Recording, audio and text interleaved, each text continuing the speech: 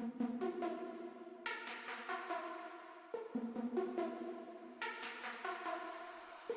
got that techno on my mind and I can't stop. I got that techno on my mind and I can't stop. I got that techno on my mind and I can't stop. I got that techno on my mind and I can't stop. I got that techno on my mind and I can't stop. I got that techno on my mind and I can't stop. I got that techno on my mind and I can't stop. I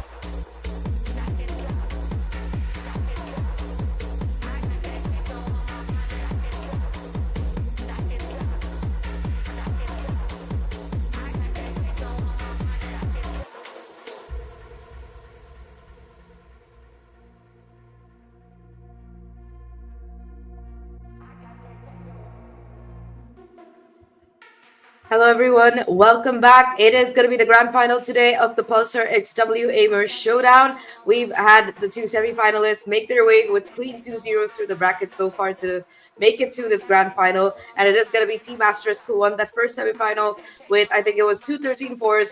And of course, ItsMeViko who won yesterday's semifinal also with a 2-0, though one of the maps was very close. So yeah, that's going to be our grand final for today. Before we go into it, though, we do have one more giveaway announcement because it's for the people who are watching. So yeah, all you have to do is scan the QR code. I think they're going to be showing it right now. Yeah, so you can scan the QR code to join, and you can, if you're lucky enough, you'll win the mouse pad or the mouse or one of those sleeve thingies. I always thought they look cool.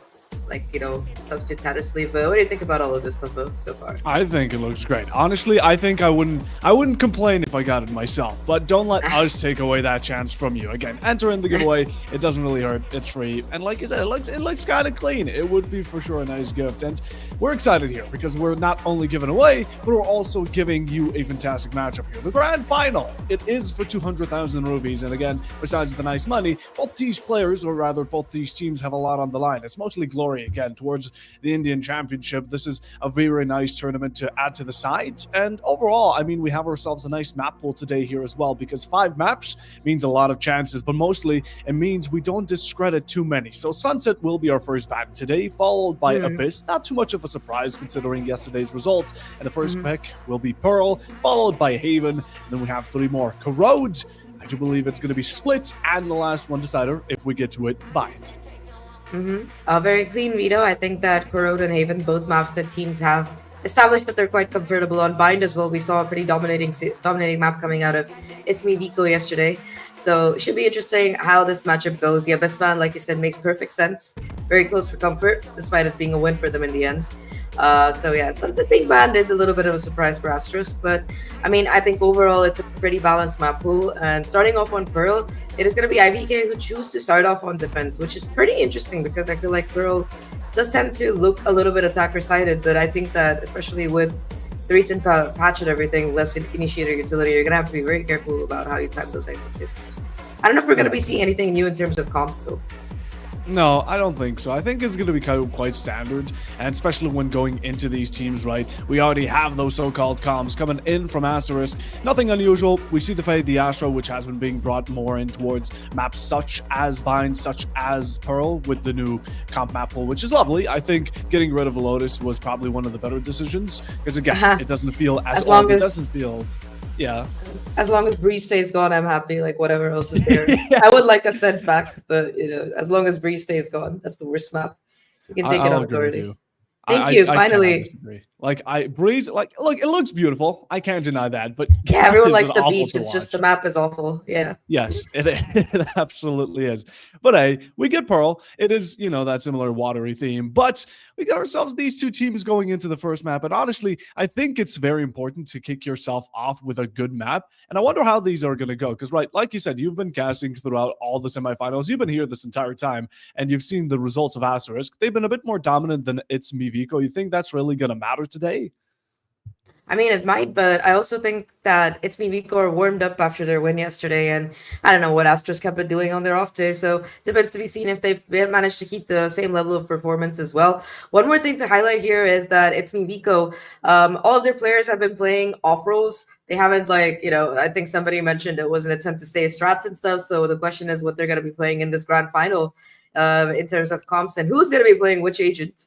I think that, with Hoax in particular stepping up into that duelist role the last few days, Techno playing a very flex role, top fragging on Silva with 30 kills in one of those maps that was very close. Yeah, pretty intense series, I would say. My goodness, you got to watch out for Techno then. Put him on a duelist role. God knows, maybe he'll drop the first 60 bomb in history. But yeah, I mean, if they're hiding strats, honestly, I like it. I can respect it. But at the same time, you're not going to be able to go all out. Asterisk, again, have shown that they can be quite the dominating team into their semifinals. 2 13-4s are really no fluke. They're no joke, honestly. So going into their maps, because again, we've seen them on Corrode. I don't know. Maybe that's just going to be where we kind of have to lock in. But we still have a long way till there. And I'm just hoping this doesn't end up being a 5-0 or a 3-0 rather. I mean, it could happen, but which side it will happen, honestly, I wouldn't make a bet on that. I feel like both of these teams have that balance kind of to be able to take some maps. But yeah, I mean, for me, the Asian picks are going to be a big question. And also, I think that for Asterisk in particular, they were a team that really showcased that momentum. If they were able to get their hands on it right in the beginning, like they were able to run away with the lead, and there was just like no chance for their opponents to even get back into the game. So yeah, I feel like being able to deny that is going to be kind of important for ItsMeViko. I'm still very amused by the name because it's like the name of their opponent's coach from yesterday. So yeah, it's like a tribute to him apparently. That's a good way to pay respect. RIP Viko, I guess. He will be missed and maybe we'll see him the next time around. But Hey, I guess we're going to be heading right into the match. We are having a small player tech, so we can talk more about these lineups, as we are seeing the unusual duelist role here. We have only one coming in from ItsMeViko. They're still messing it up. Yeah, I mean, they also have the Neon, so this is the combo that they were running yesterday. So Venka, who is the team's usual duelist, or who has been playing duelist for the last few years, is going to be on the smokes now. They are continuing to mess around with these comps, and personally, I'm all here for it. On the opposite side as well, it's going to be the Yoru and the Neon instead, so a little bit less of a Phoenix ult, but I mean, even with the nerf, Yoru is still good in terms of the ult. It's just raw information, and yeah, Astra on both of these sides is going to mean that the post plant is looking a little bit annoying. So yeah, you want to go for those early contests, basically get that early space, make sure that you're ready for a retake with an advantage. Yeah, and you can already see that 3 players looking to rush towards a main, and Techno on the Sova is honestly more scary than anything else. Yeah, 100%. And the sun goes both ways right now. It's going to be an instant double, and not really holding back. It goes both ways. Like, we have ourselves a side, and all of a sudden, things have set back for a moment. A lot of aggression yet. Again, both teams are given a bit of head space, but Asterisk still want to push forward as they've now contested move, taken sight, gotten another kill, and should be comfortable for the plant. Decent chunk of damage done to the cave. Spike planted. Just a sliver of HP left, but still the numbers advantage. There's a sneaky play though, all a question of timing. Ella finds that first kill, makes it a 2v2. I don't know if they're gonna expect Venka to come in through here. He's clearing everything very methodically, but Killjoy gonna give away the position here. One of the players goes for the peek through the turret, actually able to get the kill, but it's a perfect trade. And a 2v3, 1 out by ItsMeViko as that defensive round comes through. This is the pistols we love. High progression again, just send it fully down A main, even though there was contention coming in from meViko, and in the end they did end up getting the round. Asterisk were holding good for quite a bit. It's just that isolation and gunfights that really did end up bringing the downfall of them, and again, it's the first round. We're gonna have to see how it continues down the line, but for the defense... One enemy remaining. Last player standing. Don't... Yeah, just nice trade and re-clear as well. A lot of space just given up for free there, I feel. Postman not really set up either. They didn't have the opportunity. They had to play those contact rounds, and I mean, they got the plants, so you are going to be seeing a little bit more of a better investment, especially with the Sheriff Shorty in the hands of Yash. Could be working some damage right now. Going for that aggressive peek, but this time a lot of utility, and Yash is going to be actually able to make it through, but Hoax is the one to find that kill. Back up perfect here from the side of ItsMeViko. They're able to farm up that ult orb as well, and yeah, just 0 map control right now for Asterisk. Absolutely none. Again, one player of the Phoenix, a bit alone. Rather, no, it's going to be the Astra. My mistake. Risen towards this towards this B long. Contest a bit of ground, like you said. We kind of need in a situation like this. We're going to be holding their own for now, hoping that they don't get pushed forward or maybe play around over zealousness. King Kappa almost running himself into certain death, but it was a bit of pressure. They pushed back to mid, and all teams had space. Given time, and looking for the finds here. Risen does have the opportunity, but not the best gun to do it up against the Bo5 that's seeking over you, although still finds the pop and instant dink, and that's going to be an opening here. Judge around mid. Elf is seeking out the opportunity to pick off anyone, but it's just not showing itself. I mean, yeah, 1-for-1 trade. ItsMeViko though. They do have a player heavily tagged up, and look at this Ryzen already. 30 seconds left. With an angle onto side here, it's all going to be a question of timing. Will you check the corner? Ryzen does, and that's a free gun available.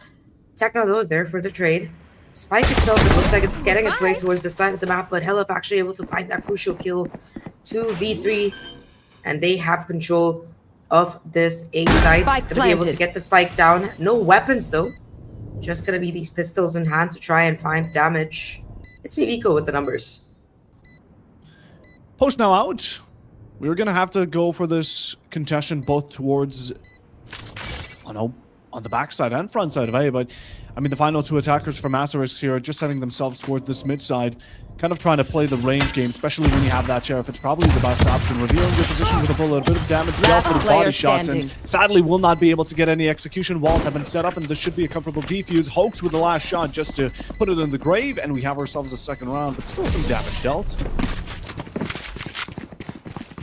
Yeah, they lose 2 of the players, but they didn't really invest that much in that round. So honestly, ItsMeViko. I'm interested to see what their bonus buy is going to be looking like. They keep all of their wager weapons. They're actually just going to be sticking to the Sheriff, though there is going to be maybe a drop over of it to some other player. King Kappa with the Spectre instead, so Techno just going to be with the Sheriff. Not investing too much in this bonus, but it's full buy. it's a full buy on the other side. No outlaws either, but there's only one player who doesn't have full armor, so Asterisk respecting it, not wanting to really lose the life to an outlaw real quick. We've seen it before come out of both these teams. We've been able to shut them down. We have to judge that Ghost Spotter tries to pull out the classic, doesn't really find that right click, and now set back by the Prowler, just putting a bit too much pressure on you. Risen goes for the swing, gets instantly taken out, and Techno with a good bullet between the eyes. And that's the first to fall right. We saw Risen do absolute miracles with that classic. Sadly, we will not be seeing a repetition. And now you're getting baited forward into this judge. Will they fall for it? For now, it doesn't seem like it. They just ignore it. No, the right. Nope, it goes very against it. Ramil is just able to pick up a kill. Now sliding into the backside. B here should be open and granted for this plant. Is a bit late to the party here. Spike planted. Once more come back in, but again, Asterisk on a better position, do have that Nightfall in their pocket as well. Yeah, ready to swing off contact, and here comes the Nightfall. It's already going to be the damage done here. Techno able to find one, but Kimmichin there for not one, but a double trade right now. Caramel on long, playing that post plant, and it's just Hoax in a 1v2. Pull off miracles before, spots out Kimmichin. That's a lot of damage right now. But this Fade utility has just been so pivotal in this matchup. And Hoax taps the spike. No one really coming in for the peek. Ready for the flash though. The swing. No one really there to peek off the back of it. It's just the contact plays. And yeah, I mean, it's a heroic round for Kimmichin to get Asterisk on the board. Sadly, Kimmichin by the end stage will Spike fall, but I planted. don't think it matters as the round is still theirs to claim ultimately. Again, Face the your best of fear! the Nightfall working out greatly. Dealing with the easy roll. That's enemy remaining. pushing two players forward into their hands and again able to fight them both out with the Phantom, just allowing this 2v1 to be the final stand here from ItsMeViko, which of course didn't end up going their way. Currently, we have ourselves, again, these two top players, Techno and Kimmichin. I think they've been doing great. The Initiators really are taking this map apart. As now we head into round number 4, and now we have kind of this equal battle from both sides. I mean, the quick hits seem to work out well for Asterisk, but they did have a weapons advantage. ItsMeViko Techno, of course, having farmed up that Hunter's Fury. Really beautiful flash contact play. There's the first kill. The stun connects, though. There's a chance for that second. Kimmichin actually able to find Techno. And then tags up Hoax as well. The rest of the team there for backup and mid. King Kappa trying to re-clear all of the space with this movement being in menace right now. LF alone, trying to hold down the fort here. There is still that flash to swing the haunt utility. And with the turret though, it is going to be Helef to find these down crucial mid. kills. That's Spike as well. 4v2. One enemy They just didn't remaining. move with the flash accordingly, and now it's down to Venka to can deal one more, and King Kappa coming in as the last. ItsMeViko, they maybe lost the round again due to that gun disparity, but once they've been able to pull by into this out of this bonus, they could set in motion again. A bit of team chemistry lag here, and Hello Spike just getting down away mid. with a nasty double really has set Vico for a successful round. One enemy remaining. Might be starting to worry now. As again, this is once more getting further apart. Yeah. Vico broken as well, so chance for Vico to extend it either further. The point is though, I mean, there are a lot of ults shaping up. In particular, 2 kills, and Yash will have access to that overdrive. Play towards mid. The flash actually gonna connect with his own teammate there. Very unfortunate. Kappa trying to push through the molly. Able to only get one though, so I don't know if that sacrifice was worth it as they pick up 2 weapons towards mid. 4v2 round. Sheriff's just finding insane levels of damage right now. It is Techno and Venka. My ult's ready. They've been the backbones of the team before. It does seem like they want to go in for this A execute. Willing to invest the Cosmic Divide as well. And that's going to buy them a lot of space. Venka though, on backside is going to hear all of this noise being made. Gonna pull out the Vandal, peek in the right moment, but just a bit blocked out, even spotted by these players, is now moving positions of the spike. Spike's down. Just getting locked down. There's still one player again around this Cosmic Divide, but Venka just can't make a move forward. It's a bit too much pressure, a bit too much utility to pass on through as easily. And again, numbers here are going to be the worst. One Most enemy remaining. find a dink. It's the follow-up. Yash will secure the kill. Drone has now been taken out, and you know that there's going to be the last one right around the corner. The best finds a headshot, a second body as well. Wow. But that's where it ends. That's all they wrote. An Asterisk reclaim around. Go, go, go. Yeah, Thirsty, we warned about these, the quick heavy hits that worked out, and this time again, just this mid-fight that, I feel like that flash stun combo was kind of unexpected, and if you're gonna make a play like that, you really needed to get both kills, but yeah, really sharp shooting from Caramel and Yash. Both of them able to find those crucial headshots. And I mean, is the economy broken now for the side of ItsMeViko? They do have those ultimates though. Could try to find some damage with that, if nothing else. But I mean, Yasha's ult in particular, if you combine that with Caramel's, it's just high info, high aggression, the combo that has been working out for this team so far. 100%. Either that or save it when the buy is a bit more plausible. Now full send up again. They do recognize Viko's rush. They're going to send it on board. This is going to be a bit more aggressive, but again, that's where Pistol Forward presence hopes to Tekken are able to pick things up, but Kibijin just coming around to turn things on its head, and Asterisk once more in the lead, unsurprisingly, but again, a 2-for-3 trade considering the guns at hand is well worth it. Especially if Helef doesn't get detected. Fake TP though. All the question of timing on this peak. Here comes the Heaven Smoke. Helef in the back of sight. Does not get spotted yet. They have to clear him. Last player Fake TP, standing. and he gets cleared out. Caramel finds that kill.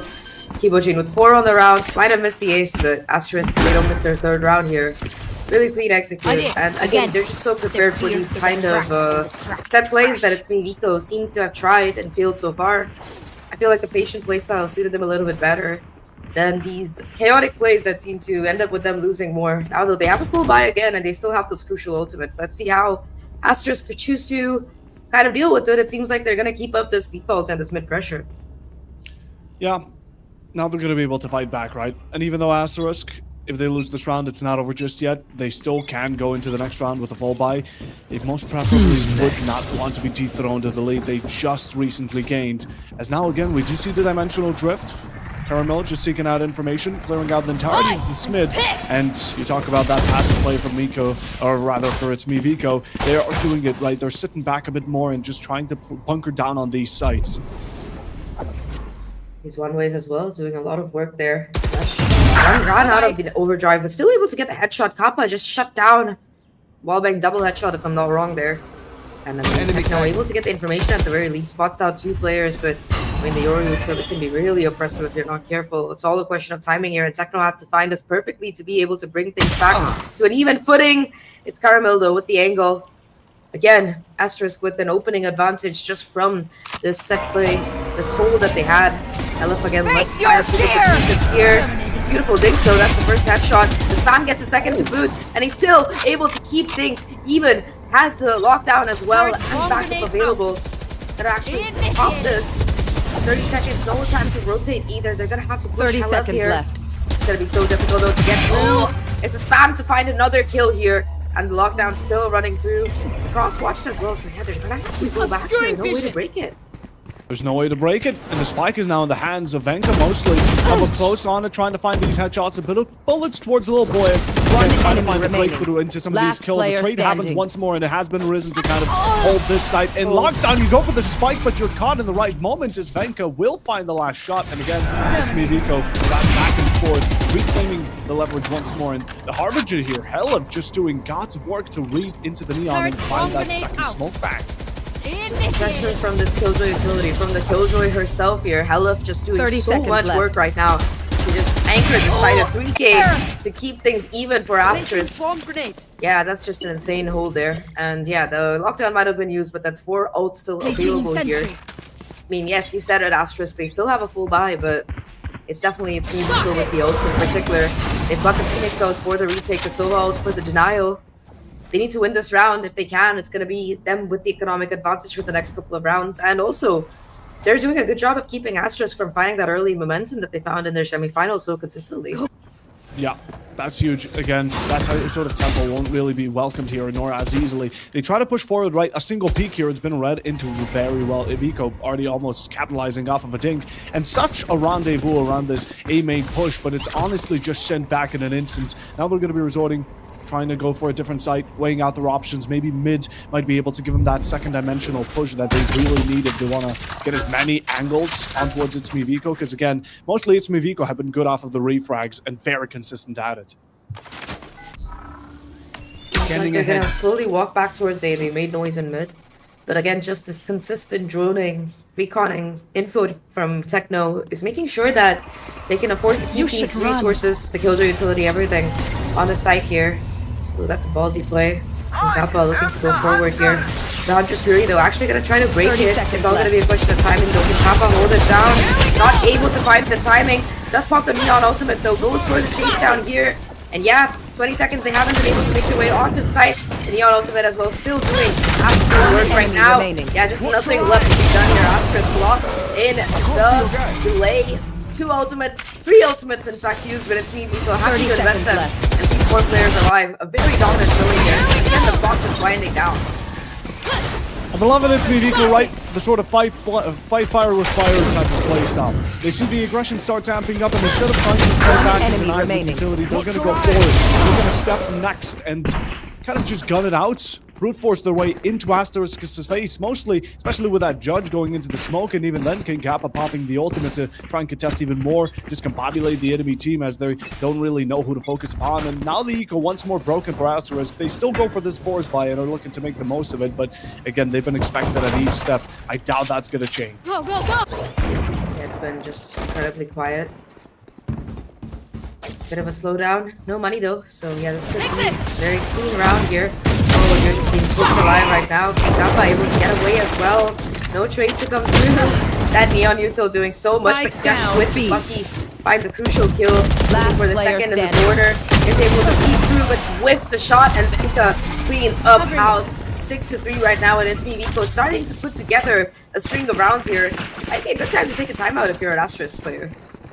Might be a good time to take a timeout, and the timeout will presume. Now they have a bit of moment to talk it about, right? Shut down the tempo that ItsMeViko have been sending in their way.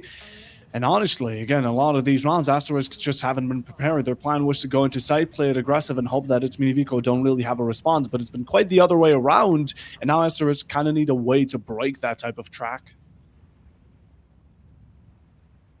It's just so difficult right now for them. And I mean, they had the right idea with the defaulting in the middle. Just heroics from HLF, the HLF that kept things dominant for the side of ItsMeViko. But now, I mean, you managed to burn those ults out. All they have really left is a Cosmic Divide, which could be useful in a retake, but if you're playing aggressive and you have that backside control, for example, it's going to be difficult to use it for sure.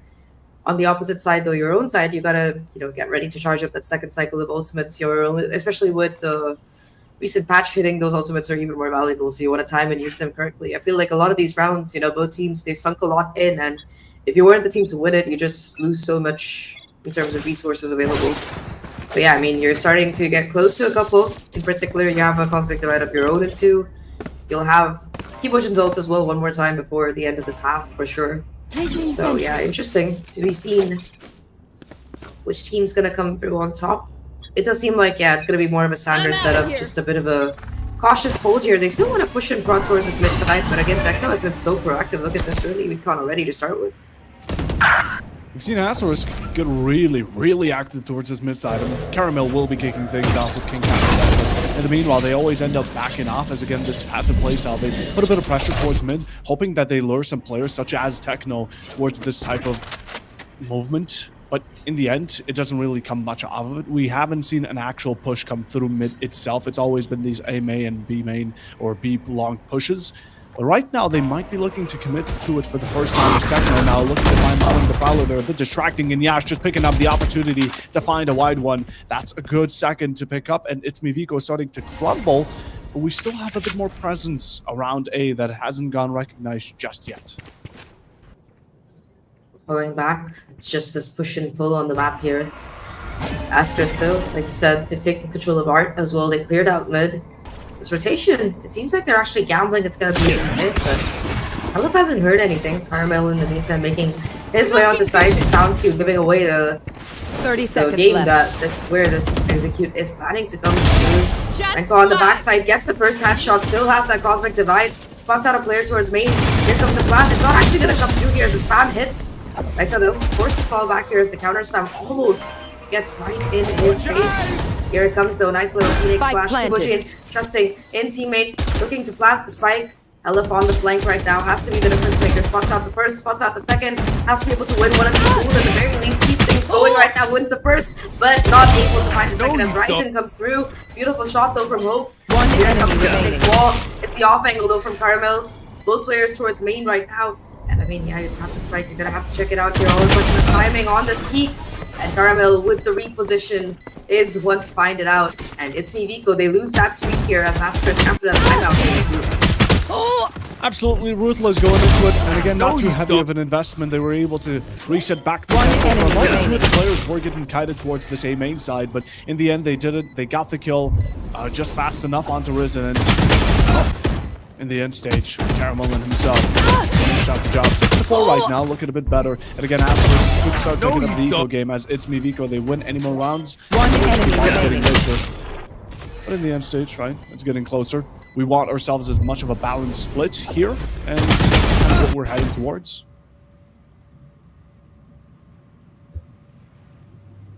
Well, I mean, really nice run from Asterisk. They keep a lot of players, at least 3 players alive as well, so, or 2 players alive, so yeah. Gonna have enough for a decent buy. Not the best one, still a little bit scrappy there. For the first time though, we are gonna be seeing the op coming through on the opposite side. King Kappa dropping the shotguns and the Vandals in favor of the operator here. First time we're seeing it this game, and no Neon ult to fall back on either, so yeah, this has to be a proactive op. It has to be in the right place at the right time, and it looks like it's gonna be towards mid. Little bit of a tech pause here while one of the players figures out some difficulties, but so far, I mean, in terms of what we've seen, I feel like that op, it could be the correct answer if it's in the right place, but look at this. Seems like Asterisk, they're aware of the risk right now. They're just going for a straightforward hit onto A, but again, we've seen this confrontation before. 2v3 or 2v4. There's utility across the board and beautiful haunt there.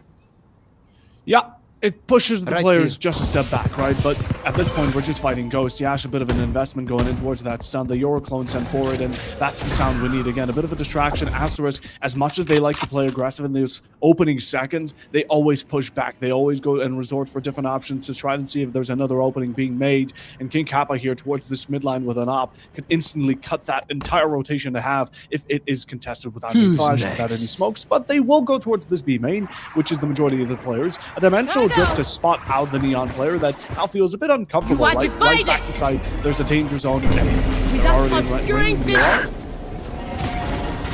Yeah, King Kappa just cannot contest the annoying Euro utility.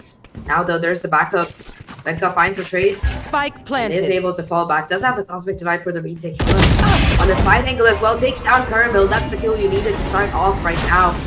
And yeah, Benka is doing absolutely heroic as he goes forward. Assassin's Creed style actually. The headshot here. Gets one. Good. Can he get the second though? It's a 1v1 at the very end of it. Here comes the Astra. It's a question of timing though. And oh my god, Helef does so much damage. So much HP left. But here comes the stun to boot. It's just time being played with perfection right now from Helef. But to look though, on the wrong side, and Ryzen with 33 HP actually finds the clutch there. 5th round on the board for Asterisk. Can they keep this half close? They keep this half close. They have one more round to even things out and go into the second towards one enemy remaining. Positivity, Last but player again, standing. it was Risen here to hold things down, and relying on one player isn't necessarily the best. I can commend hero plays because again, we have to give credit where credit is due. Players like Kibijan and Risen, Caramel have been absolutely phenomenal at doing their roles well. I would like to see a bit more contribution for a little boy, but there's still plenty of time for that. As right now, going into the next round, we're seeing, again, the eco towards ItsMeViko, not the best, and King Kappa pulling out the judge is definitely going to be an extraordinary experience if it manages to find the right angle. Similarly to the op, as for now, Asterisk are once more just getting pushed back in their own territory. Yeah, it hasn't been a fun experience. I would say here comes the Neon ult though. Helef forced to fall back here. The judge in play though. Perfect bait and switch. And that's a crucial kill coming in from Kappa right now. Techno though. Up between 2 major angles. The Euro clone's gonna be broken, so that's one less thing to worry about. Ryzen in the meantime taking up space, stealing it on this B side. Renka is still alive though. Renka has been able to find some crucial trades and damage. 3 players now though coming in on this side. Ryzen already having made his way into the corner right now. And I mean, backside through, but oh my god, a beautiful double from Benka. Looking for the triple right now. Kibujin finds the trade, but takes a decent chunk of damage in the process. It's enough time for Hope to rotate it over.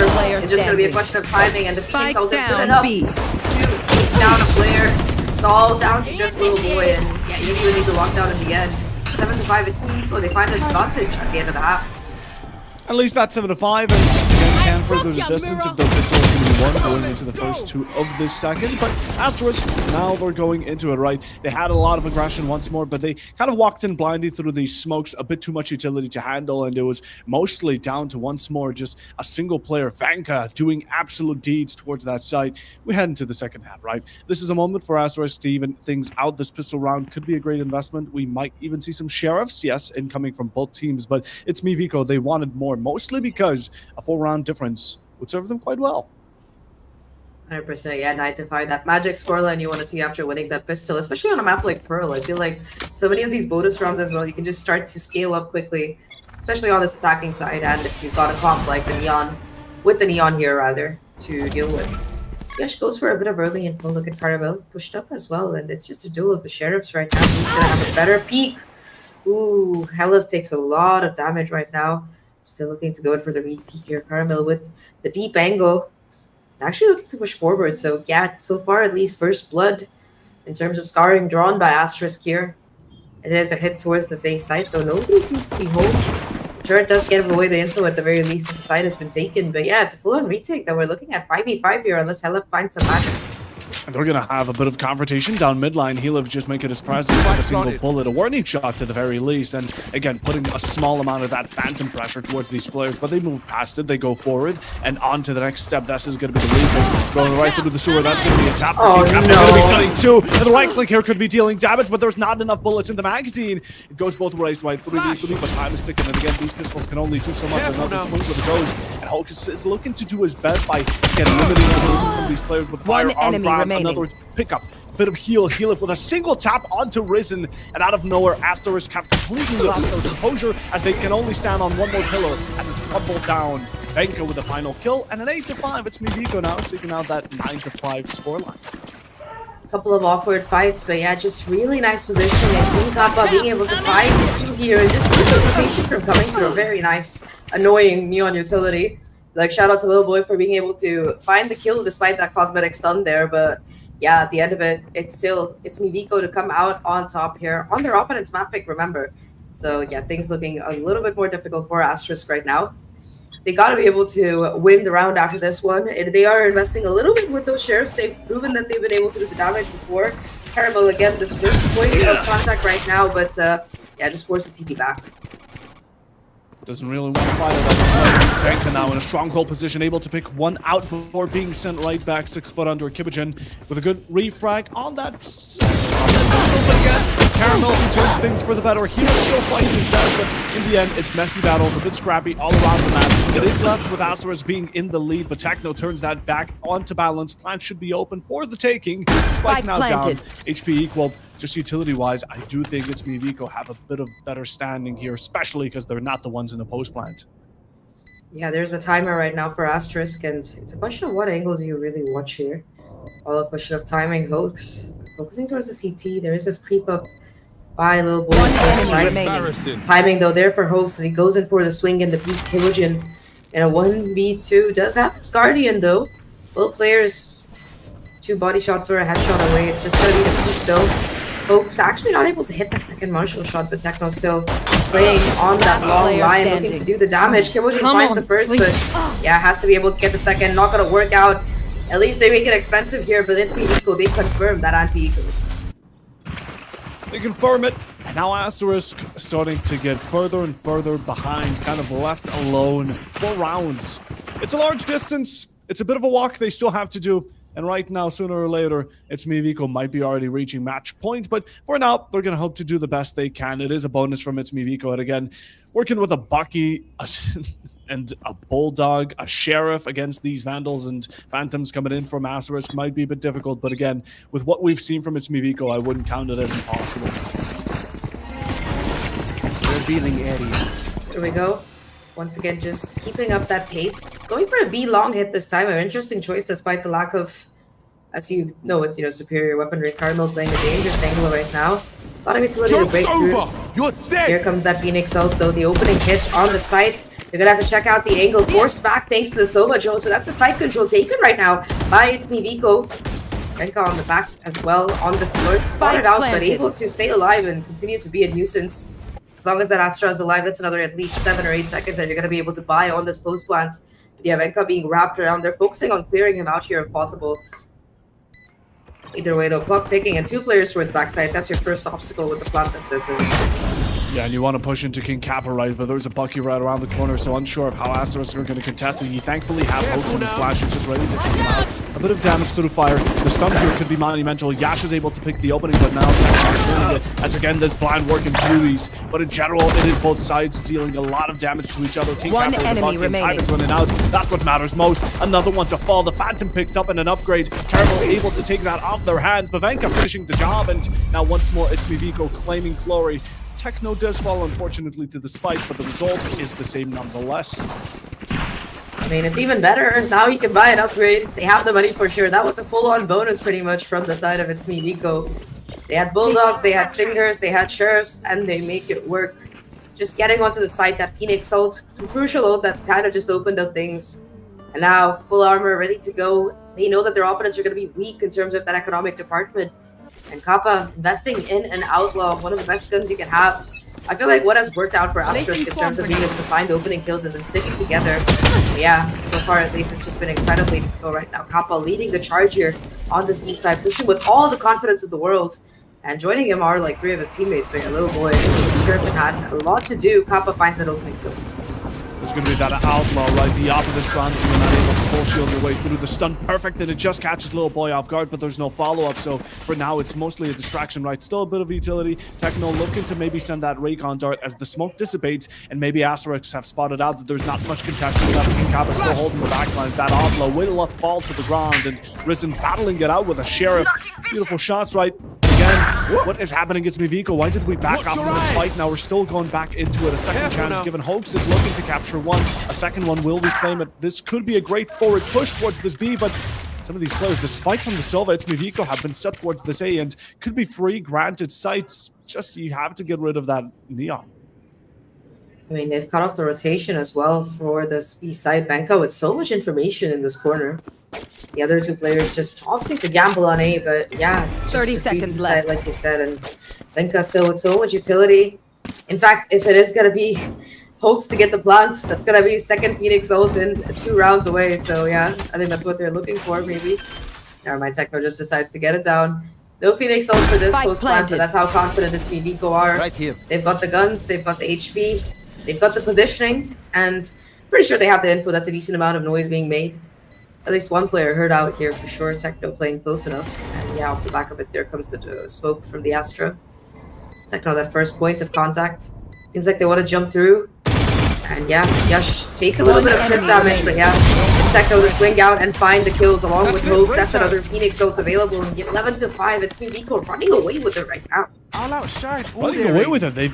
They're past the double times point from Asterisk again. 6 rounds ahead is an achievement on its own going into Pearl. Now, we haven't seen any of these 2 teams play on this map, which is true, so there has been no VOD reviewing. But again, due to yesterday's numbers, it seems like Asterisk were just up against a simpler opponent. Not to discredit, but again, at the same time, going 13-4 on 2 maps now, having a bit of trouble going into Pearl clearly shows it, as this is going to be a round Asterisk do need to claim if they want to deny that match point.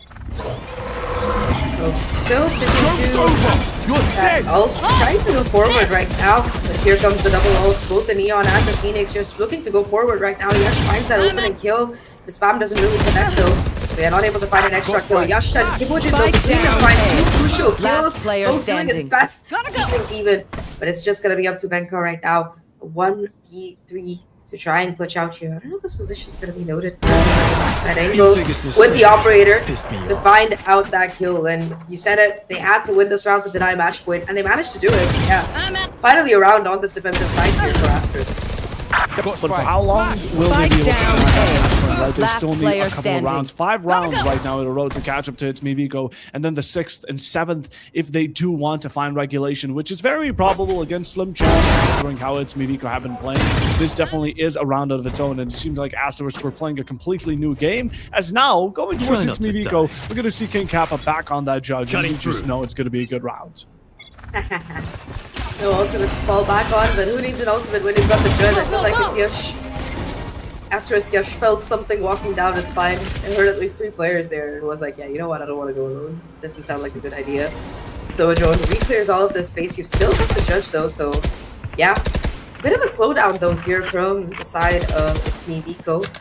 I mean, they hear the reload. That might be the call to go in for the site. The site itself is quite open, but Helluv caught out on the lurk here. That's the crucial kill.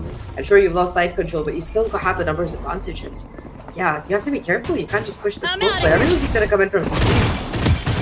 Just dashing forward, right into the hands of the Ashu. Gets still at once more, finds the second as well. There's just That is nothing insane. Last player one by standing. one. Oh no, Nothing. He Techno. stunned, discombobulated Venka. The last one to fight this battle. Saber going for a save, took another kill, try to contest them, but Little Boy shuts you down, and ItsMeViko, they held advantage, but a double push up towards mid really served them well. They paid the price quite early on it, and again, now they're giving Asterisk the opportunity to swing into the momentum of things. Yeah, we gotta check your corners, and just with that, I feel like being able to get 2 kills there instead of Hopes finding the trade, that was a death knell. Even with the low HP, thanks to the stun there from the Neon, Yash ended up getting 3 kills there. So yeah, just really nicely played by Yash. Clean reason for the win. Yeah, just being able to get the second kill onto Hopes and somehow getting this third as well on Techno thanks to the Player stun. standing. Unlucky there for Techno, but the Neon just too annoying. Finally gets taken down, but it's just too late at that point. Yeah, it's just looking to make this comeback on their own map. 11-7. Economy broken now. And you are charging up those ults again. So yeah, you have the Phoenix ult, you have the Cosmic Divide. You could have the lockdown ready for the next round as well. So just try to get through this one, charge up those ultimates, and yeah, next round you might have everything you need. But right now, at least it's Caramel with the op versus backside. Yep, Asterisk as well. They don't really need to charge up these ults, but they already have them, right? So they might be saving them just as a bit of a counteract once ItsMeViko really want to send things back in towards that match point. But again, all is still possible. Caramel with the op, as you mentioned, holding down all these players. Gate crashing out of there, but he was holding a very vital position. It could have served more kills, maybe even more. Now Yash switching his position, going in towards halls. The neon walls are up, and they should allow entry, but we still have the aftercare. Not to worry about it. Double spray, run it back is out of competition, but so is Yash as Techno is able to get the refrag. Now the Phoenix does still stand thanks to the ultimate. Spike is going down, but a lockdown in return, and now Little Boy should have the round in his own turn. There's the ult to try and smoke things out. There's gonna be the Cosmic Divide invested as well. Techno in the corner, holding on for dear life. Oaks though finds 2 right now. Beautiful flash. Gets the 3rd off the back of it. It's just heroics right now from this Phoenix. Got the side with the opening kill. Now Caramel running for dear life. 8 HP and a dream. What can you really do here? Techno goes in for the peak. Caramel actually gonna be able to TP away, but look at this right now. With the flames to come through. Gets the 30 done. And match point here for ItsMeViko. Just absolute heroics coming out of their Phoenix. By the end of the round, the op can be a bit of a double-edged sword, right? You invest so heavily into it, but the enemies pick it up. It's a great amount of money for them. It's a greater loss for you. And now you're taking a look at ItsMeViko, who now have Techno on the op, very fitting it again. And I love the Hunter's Fury utilized to shut down the lockdown. All 3 shots towards it. It denies the entirety point of the Killjoy ult, and in the end, it kind of allows ItsMeViko to play around that side a lot more freely. Again, the post line, find those kills that they needed. And now they hold Asterisk at match point. Kind of the most important factor as a missed shot. Caramel thankfully gets the get out of jail free card, but again, this is just more ground for ItsMeViko. Already taking control of B main. I like the way they're using the smoke to go through. Now they've got a lockdown of their own. Oh, look at this. Venka expects this push. Actually working the right angle. 3 people to peek through, and yeah, just a little bit too much to hit. They're going for the counter push, but Caramel again just being a menace right now. 2 players already lost. Hope still takes a very deep line right now. That's not a full kit of utility, so all a question of timing on the peak here. Might be able to get the first. Not able to get the second though, and here comes the damage at the choke point. Caught in the corner. Still have this operator as well as Venka gets caught through. And yeah, Techno, everybody's taken down. Very nice retake coming in from Asterisk. They were ready for it, and that opening double kill advantage they convert pretty easily. ItsMeViko, though, still extremely consistent in having these post plans, right? Both these teams are good to get the spike actually on site, granted down, but when it comes down to holding it, they both have troubles at times. So hopefully going into the next couple rounds after can kind of expose ItsMeViko for that, because it's their only opportunity. If I am honest, Oaks there was quite a menace as well, holding back 3-4 players towards the mid side. Who did potentially cut off some time from getting that defusal, but again, it was down to numbers, and Asterisks are looking bit better economically. It's wild. How far it'll go though, I mean, starting to catch up, but it's already 12-8. You need 4 perfect rounds in a row and just have no room for mistakes. Still have that operator though, which is available. So does your opponent. Doesn't matter, Caramel gonna be the better player right now, able to get it done. Here comes the Phoenix ult. We've seen how impactful it was in the previous time. This time the little boy gonna be able to put a stop to it in its tracks without finding a single kill. Still gonna be Holtz in the corner, trying to find the damage, but just gonna be a 1-for-2. I think that a 2-for-2 trade. Caramel still with this operator. I mean, it's not the greatest vibe for its team. They're able to just find so much space right now. Caramel though, I mean, Techno, something warns him there. Able to fall back, does have this drone available. Yeah, spots out one player. I don't know if they're gonna expect the second, and the clock is running out. That's the problem. King Kappa with a judge in the opposite side of the smoke. He tried to cross the road, but he will be met with King Kappa, who falls to Risen. Now it's all down to the final 2 players of VALORANT. They want to finish things within regulation. It's the game of time. It's the game of Vanko, who finds one. He's looking around the smoke, playing the game of time. Time the second. That's a headshot instantly. The headhunter finds once more, and now oh my God, out of your life. You have run out of Come second on chances. now. And ItsMeViko will be claiming map number 1, 14-8. And by the end stage, down to a hero play. And you gotta respect Vanko. Last player standing. That's the duelist, the gunshooter pipeline we were talking about. Just a beautiful clutch there. And yeah, 1v3. I mean, shout out to his teammates, was able to buy enough time for Venka to make it look easy at the end. But yeah, just the time for sure. And of course, that beautiful smoke that kind of just let Venka play around here. Find the timing on get that instant trade for his fallen teammate, and of course the awareness to take down the off in this corner. Really nice game from ItsMeViko. Still not play their opponent's map, but they do it pretty convincing as well, especially in that second half. Sure, Asterisk had a couple of brilliant rounds, but there were so many individual hero moments from the players of ItsMeViko compared Last player standing. Yeah. And we loved it. It wasn't constantly one enemy remaining. End up taking the throne, but overall it was kind of spread around the entire team. And again, once more you talk about it, anyone can really pick up that duelist role because everyone is just about as talented mechanically. And well, we have ourselves map number 1. Thankfully, this is a best of 5 and not a best of 1, so there's still at least 2 more to go off of. But again, Asterisk did put up a good fight going into the first half, and that's something we can hand out to them. It was just a bit of consistency starting to lack and a bit of exhaustion showing going into that second. That might be better going into map 2. At least I'd hope so. Yeah, I mean, it also seemed like they just weren't ready for the attack coming in from ItsMeViko, and in particular, I mean, having both the Neon and the Phoenix ults consistently in your face. I think it was an average of 1 Phoenix ult every 2 or 3 rounds. Hoax was really farming not just the kills, but also those ult orbs. And I mean, sure, we saw some individual heroic moments coming out of a couple of the players from Asterisk, like Kiwojin a couple of times, who was also dominant in another series. I feel like overall, it was just ItsMeViko finding that individual brilliance consistently.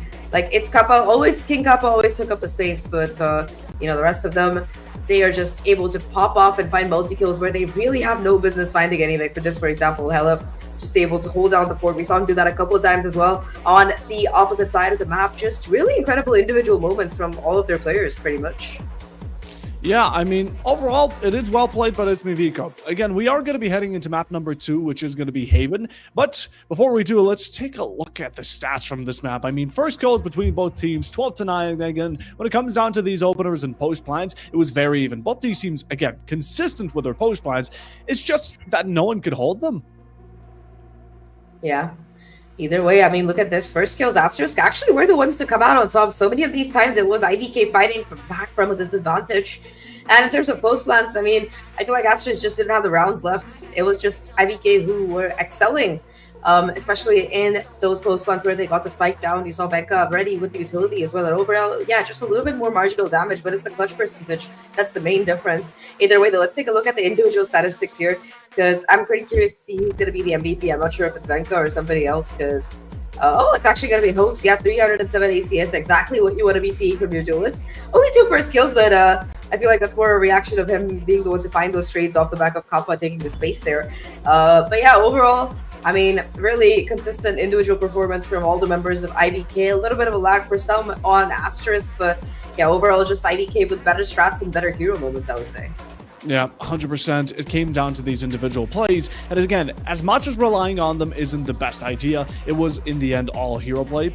But hey, we're going to have to see how we go into this next map. IVK in the meanwhile, again, I did love how they reacted to the smokes. I did love how they reacted to everything all around the map. Again, they were very patient and they struck when needed in the right moment. That's what also allowed them to get these post plants and play off of the single lone individual moments. And now let's take a look at our MVP, which I think is already clear enough because we've been seeing them run it back for countless amounts of times. It will be Hoax, 1.64 KD, 23 and a 308 ACS. Honestly, you gotta hand it to him, even though it is a Phoenix, which considered within competitive, at least from my side, not the most consistent duelist, but Hoax still made him work. I mean, if you're going to be farming those ults, it's going to be good for you. And yeah, Hoax was just absolutely doing his best to make sure he had one of those every 2 or 3 rounds. So yeah, able to just dominate there towards the end of the map, especially, I would say. But overall, just a very nice round there coming in. Remember, this is their IGL as well, if I'm not wrong. So yeah, being able to do that while on the Phoenix, while IGLing, yeah, that's exactly what you want from your team captain.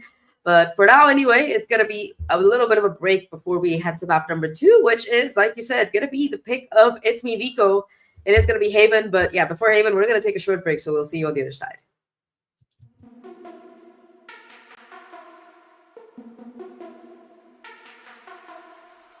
I got that techno on my mind and I can't stop. I got that techno on my mind and I can't stop. I got that techno on my mind and I can't stop. I got that techno on my mind and I can't stop. I got that techno on my mind and I can't stop. I got that techno on my mind and I can't stop. I got that techno on my mind and I can't stop. I got that techno on my mind and I can't stop.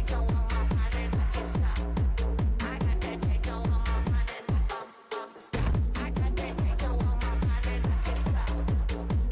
techno on my mind and I can't stop. I got that techno on my mind and I can't stop. I got that techno on my mind and I can't stop. I got that techno on my mind and I can't stop. I can't stop. I can't stop.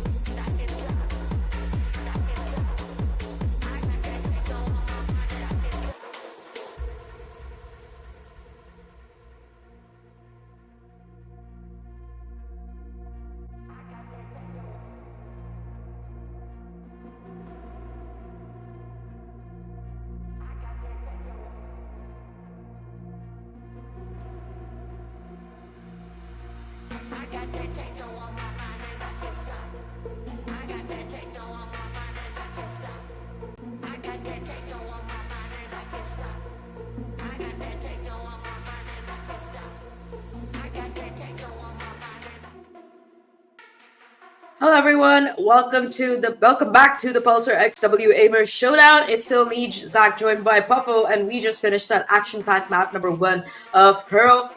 Now though, we're gonna be heading into map number 2 of Haven, which is gonna be ItsMeViko's pick. Now ItsMeViko, they stole away their opponent's pick on Pearl there, Puffo. So how are you feeling about this map number 2? I mean, I think ItsMeViko should be able to claim it accordingly, because again, it's their own map, they find themselves comfortable on it, but seeing as Asterisk didn't win theirs, and it's quite traditional within the FPS genre that teams really like winning their own maps, or rather their enemies' maps, honestly, I'm hoping Asterisk get away with it, because we're hoping that this goes for as long as it can, because again, it is the grand finals, and considering how much more dominant that second half of Pearl was, Asterisk, I think they still have a lot more to show us.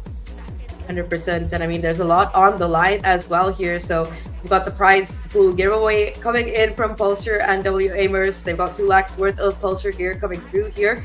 Of course, if you are going to be the winner, you're going to be ending up with all 6 players on the team will end up with a mouse pad, a keyboard, and a mouse, while the runner-ups will get a mini clear mouse for themselves. So yeah, either way, you're getting something, but I'm pretty sure you want to be able to get that top prize right now. Looking at the agent comps here, it is going to be the sole duelist of the Waylay on Yash here. Something new that I'm seeing usually teams, I mean, they prefer to go in for that double duelist or a little bit more, but the Killjoy and Viper definitely going to be looking very strong defensively. On the opposite side, though, it's the Fnatic style comp. You've got the ISO and the Neon both coming in here.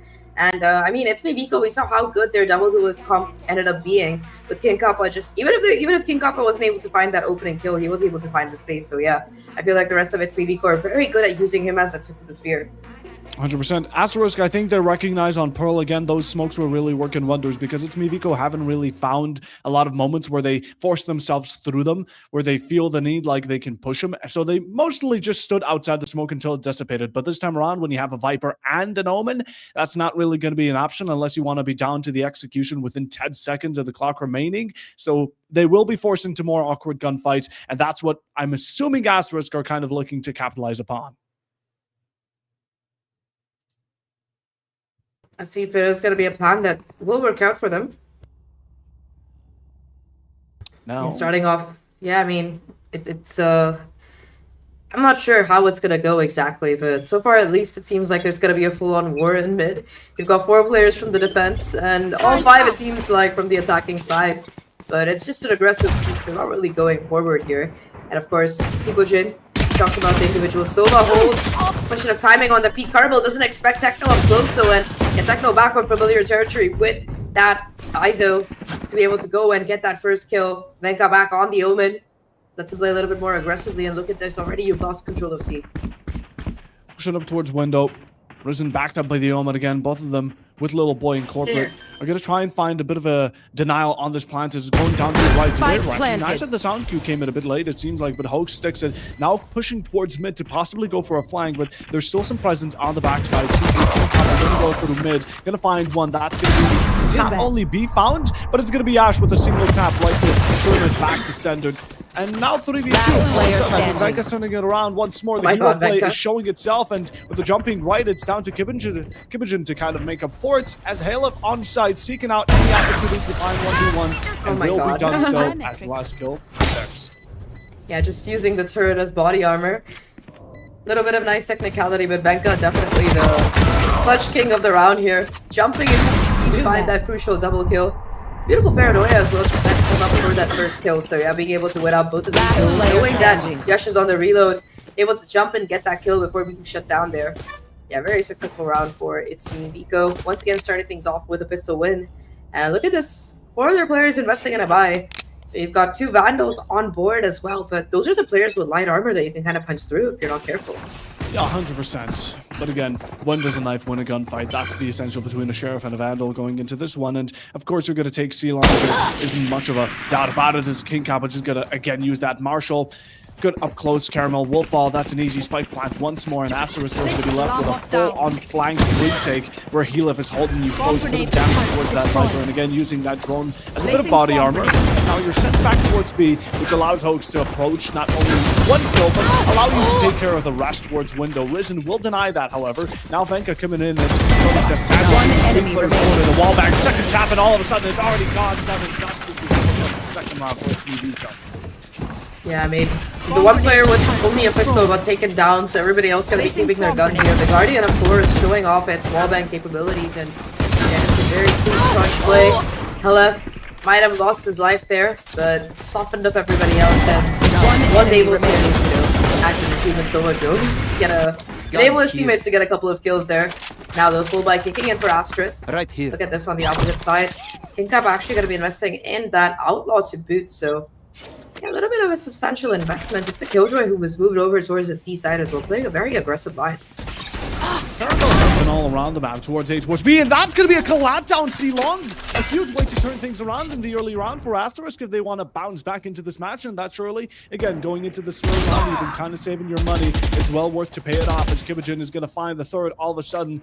Not much contestant from ItsMeViko. All that aggression has now been set to dust, and Hoax, the only one to kind of make up for it. A small caveat, could get the spike, has free real estate on B. Little boy still swinging into C long, and now the Shock Dart will find its mark onto Kibajin. Silva v Silva, 2v3, ItsMeViko are making this look like a slight comeback. Oh, look at this push though. Caramel has all of this information. I don't know if you're going to be expecting this player here. Yeah, you're not. And Caramel just making the difference right now. All up to Hoax. He has found 2 kills so far. The problem here is that the spike is not in his control. Or it is. Yeah, it is in his control. So, yeah, just has no information apart from Caramel's position towards mid. And yeah, the rest of Asterisk just opting to stick together.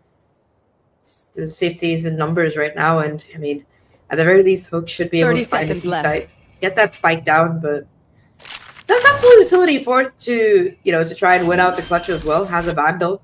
Has everything you could possibly want here, and at least you're going to be able to get your team that plant money. But now, in this 1v3, how are you going to play this Hoax? Already you're surrounded on all sides by enemies. Which angle do you opt to go for? Caramel going to be the hero instead. Knows the C-site like the back of his hand, and Asterisk, they win their first round of 4K for the Killjoy. Unfortunately so, we will not be seeing the Hunter's Fury come to fruition. Caramel also being dragged down to DP so he can get that lockdown in as soon as possible. Again, the Killjoy utility here a lot stronger, and we've seen Caramel do wonders. Even a bit of a sightseeing tour, right? He had a collab, then pushed down towards mid, and not only that, towards the T-side spawn as well, and overall found the 3rd kill. So Caramel certainly being the MVP of that round, but at the same time, a good way for Asterisk to get back in this round count once more. They've been good at going back and forth within these first halves, as according to Pearl. I'm hoping they might just be able to overstep that boundary, even here on Haven, as we kind of need it to deny Series point. Yeah, I mean, they got to find the momentum early and try to keep hold on to it. It was very back and forth that first half, like you said, but yeah, towards the tail end, ItsMeViko picked up the pace, as they're doing right now. Nice little shock dart to break the utility there, and Techno actually finds the kill onto the Waylay with spam. Loses the double tap, but yeah, Caramel just not winning out the fight towards mid. Takes a lot of damage, but Techno again there for the trade. 4v2 right now, and King Kappa, look at this, already taking so much space right now. One corner tucked away, able to get little boy down, and yeah, Kibajin 1v4, just opting to fall back, hope that you can save me, but yeah, this is gonna be the first kill. Techno perfect on these trades. Perfect on the trades. Again, Techno's been the always one to kind of catch up, even in the previous map. And again, as much as I don't like to dwell on the past, it is something we can take a look back at. Techno was always the one going in for the refrags. Even when someone like Host on the Phoenix went for the run it back, it was kind of Techno on his back, patting him out and finding the refrag for it constantly, right? ItsMeViko now 2 rounds ahead. We haven't seen too much confrontation or any at all, as a matter of fact, towards this A site. A bit towards on B, but no post plans on it just yet. And I think this is the first time to give it a try. Yeah, they haven't really put up the same pressure. We did see, however, that it is going to be an aggressive push coming in from this defensive side, and yeah, immediate fall back right now. Hunter's Fury invested blind here, try and find some damage. Doesn't really connect though, and yeah, that might be a little bit hasty coming in from Hoax. Viper the toxic screens to come out, try and buy a little bit of space. Denial spots out, I think 2 players. Kibajin did spot out the Neon posted personal as well, so yeah, just the reposition off the back of this util. It's still a minute in the hands of Asterisk. Bit of a waste of the Hunter's Fury, if I may say so myself. Again, ItsMeViko with how many post plants you've already had by this point in your own hand. That Hunter's Fury can even come in quite serving later on, but it matters now when you're just able to gun your way into sight, up and around, distracting little boy. He can't hit a shot. Too much movement going around, and Risen steps up to help him out. 2 kills here on their own somewhere else, but now be overtaken. No distraction. It seems the kill contract has been sent, so Techno can also reset his HP. Both at the Vandal, will find the kill now. Also, you get yourself Last player out. standing. You're going to be stronger than ever. Caleb in the meanwhile to make up for a second as it's all down to Risen, who's been the only one to find any casualty upon Viko, but not enough to handle pressure. To be fair, it was a bit of an eco round there, and Risen with the Guardian did well to find two, but yeah, ItsMeViko just winning up most of their one-on-ones there. A little bit of nice movement tech from the Neon as well. It must be so annoying, like you're trying to swat a mosquito out of the air, and as always, just Techno ready to take the advantage there. Nice little play to reduce the people rotating back through, and of course, be able to win out that fight even better for your teammates. So, very, very nicely done by ItsMeViko. Both sides still have an economy to go here, but ItsMeViko now. Direct hit onto the C side seems to be the call. Last time it was Caramel to play spoil sport again, looking for that elevated angle. This time though, Kappa to win out the fight. And that is going to be an open C side right now. Only the way they left in the corner and their position healed as well. Oh, Yash does find the dink, but again, it's through the walls. Caleb will have that second chance. Life is taken right off the board. Wallbang 0 attempted Risen once more on that Guardian, but won't be able to do as much damage as in the previous round. The final three Asterisk players are spotted out of Wallbang instantly. Caleb looking for just another chance to find more for that KD game. Last player Again, standing. push back, not much Flawless. of a fighting chance. Hoke swings out for one's good enough for the second. And a flawless from ItsMeViko as they're once more running away with this matchup, but they're not doing it in the second half. They're doing it right off the bat. This is their map pick, so it seems prepared. They seem so pretty right now, and yeah, the Sova and spam combos have been just devastating towards Last this garage player and this A standing. side. Both Flawless. really good utility combos to come through, and just the confidence in every single peak right now. Everybody on this team just going for it, and I feel like ItsMeViko, they're just not being really punished for it. They're being rewarded instead, and yeah, that's just gotta help with the confidence right now. You've got the Neon ultimate in hand this time around. Might be the call to action here, but Asterisk, they've got the retake ults, they've got the Viper spit. Seems like they're holding it for that retake that are needed. I mean, the Viper's gonna be right here, right now. Ooh, Tanks are vulnerable, able to fall back though. Obstacles going forward, despite being an equal round here for the side of Asterisk. A lot of info being garnered towards mid. Yash hears the sound. Sheriff in hand has to try to get the shot though. It actually gets that first one, so that's first blood for Asterisk. Turret a bit distracting. King Kappa keeping his steady pace towards the garage entry, but again, no one's really going to be pushing in from Asterisk. They do have three ultimates. The Sova, Killjoy, and Viper, all three of them are ready to send it down, and in case it comes down from bad to worse, they should be able to bring themselves in with it. But again, ItsMeViko are a player down. They're looking to make up for that small mistake, but right now, just playing a game of patience. King Kappa taking the first step, using the ultimate, trying to zap his way in. Going to be dodging the waylay, but does not matter as Techno's making up for it. Just a distraction that Neon seems to have been, but more action towards Hoax as he's for one for the second as well. The Hunter's Fury will not play it smart, seeking out the counter Sova, but just dodging all those shots as Hoax now approaching him in his spawn. Gets taken out as 30 he seconds left. enough to deal the job. Spike planted. Post-plant initiated, the Phantom now fighting its own battle. A bit of isolated gunfights here, and ItsMeViko could even lose this round due to it, but Kibajin is having a bit of trouble with the turret alone. Picks up the Vandal, the one bait. time he gets Heal just smears it out and goes for the Can't use swing that right yet. then and there. Yeah, Hellup just waiting for the turret to break, waiting for the gun to get picked out. Bait and switch there, and in the equip time, able to find that headshot, whether it was timing or whether it was luck, it doesn't matter. ItsMeViko, they confirmed that round. This was the crucial one though. Remember, that was the half buy for the side of Asterisk. Now they've got the full buy, they've got the lockdown, and the Viper Spit available for a retake. They've got the waylay ult as well. So many high area, like area taking ultimates that they have available. So yeah, it's gonna be a round that they need to win off the back of it. They have their full buy as well. They really can't afford to let themselves get trapped in an eco cycle like this. And I mean, they're starting to let their opponents run away with it. 6-1 is not a pretty score, even if it is your opponent's map pick, especially when you lost that map number 1. You want to try and keep the momentum at the very least going, break it for your opponents. And yeah, I mean, Risen, the sole area opener, start off with actually fights Kappa though, and Kibushin wasn't spotted. So yeah, this A side very much under defense right now. Very much so. Again, the Viper Wall isn't making things any easier for the entry of the attackers, but Venka doesn't really care. Just snooping on in, the two teammates to follow along, and now 3 players have entered the building. Risen is still up on Heaven, just waiting for the smokes to get away so he can go for a swing of his own. Kibajin not being allowed Spike easy planted. entry, as again, paranoias or smokes from the Omen. You're denying any type of vision. And for now, things have settled down. Again, we're just waiting for the rest of the defensive lineup to kind of form together around this rally, but they are going to be held at bay. The Killjoy is well popped, and there's not much of a chance for you to deny it. Banka sneaking past, trying to get a shot, is spotted. Techno finds Risen up and above, and that gives the opportunity to none other than the Omen to sneak his way onto that top as well. Killjoy is out, but do we even challenge this? I don't think they do. The clock seems to have run out. They still seem like they want to go for it though.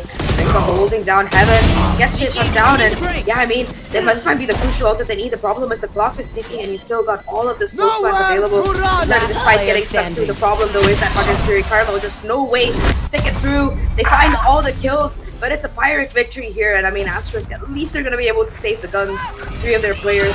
But yeah, with all of that invested, and nothing to come out of it. Hitting the brakes. Nothing to really come out of it, right? Maybe a kill at its finest, a tertiary objective, but overall, it's ItsMeViko. Last player standing. The little boy, as we go through it, right? They did as good as they could. They got themselves some decent kills, and it will affect the economy maybe for the long run, but let's take a look at the score. ItsMeViko have already won out the half.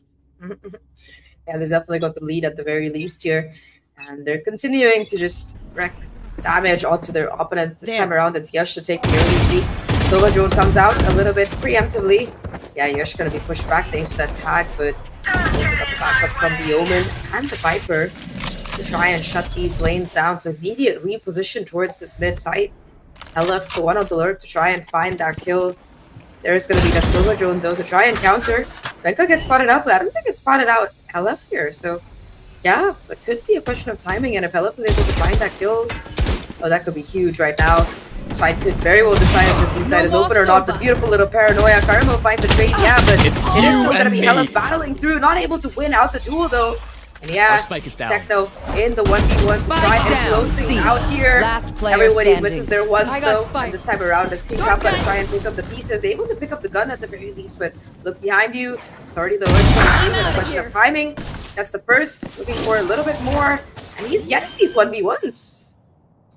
Kappa still has it in his hands. It's not completely out. A lot of damage here, but the stun doesn't help out as he just goes and switches over to Caramel. A completely different direction has now been set in, and a path being paved by this Neon is trying to rotate towards this A. The sound blow there for Risen, who tries to cut him off as fast as possible, but will not be able to catch up. Low HP does not serve well. He's going to stick that plan down. Now time is against you. Risen has to catch up, and a single bullet should be able to deal the job, but King Kappa still stands strong, trying to contest him. Goes in the default to the right. The Viper has a King Kappa coming out with a clutch quad kill, and you talked about those single individual plays from the previous map. King Kappa here pulls it out once more. The 1v3, nice little beta switch. I mean, if this little whip from Horizon is gonna haunt him for that round. Really nice way to cut off these players from each other, and just the awareness to rotate 30 over. seconds left. Get that reposition in, beautifully played, expecting that the Viper would not have peeked there, assuming it might have been a fake. So yeah, just really well played by the Neon there to know his timings and win out that 1v3. Heartbreak for the side of Asterisk. They really needed that round, and it seemed like they had it going for them. Yeah, now continuing to keep up the pace right now as they go forward. Solely gonna be Silva on the site. There's that TP from the Omen available. And with all these folks, they might not clear on the Silva quite yet. He wasn't able to find the first, but Ryzen there for the trade right now. The problem is that you've got a Neon still jumping around the site, and yeah, just no way to hold on against that onslaught. Parabel in a 1v3 does have a Sheriff in hand. Could maybe get a shot or two, but that's the first kill. 1v2 now. 1v2 now. Can he pull off what Kappa did earlier? Certainly not. Again, odds are very much against him. He's looking to find that shock dart, sends it right towards your direction. Will not get the kill, but Helif will be there to finish it off. And ItsMeViko have 9 rounds, by the way, just to kind of keep that mindset, because they will now finish on a 9-3 split in the worst case scenario. I mean, to be fair, the 9-3 curse is the worst case scenario for a lot of teams, but yeah, I mean, in this case, at least it seems very unlikely, especially with the way that some of these rounds have been going. Helif, again, just locking down things towards mid and hopes with their nice little refrags.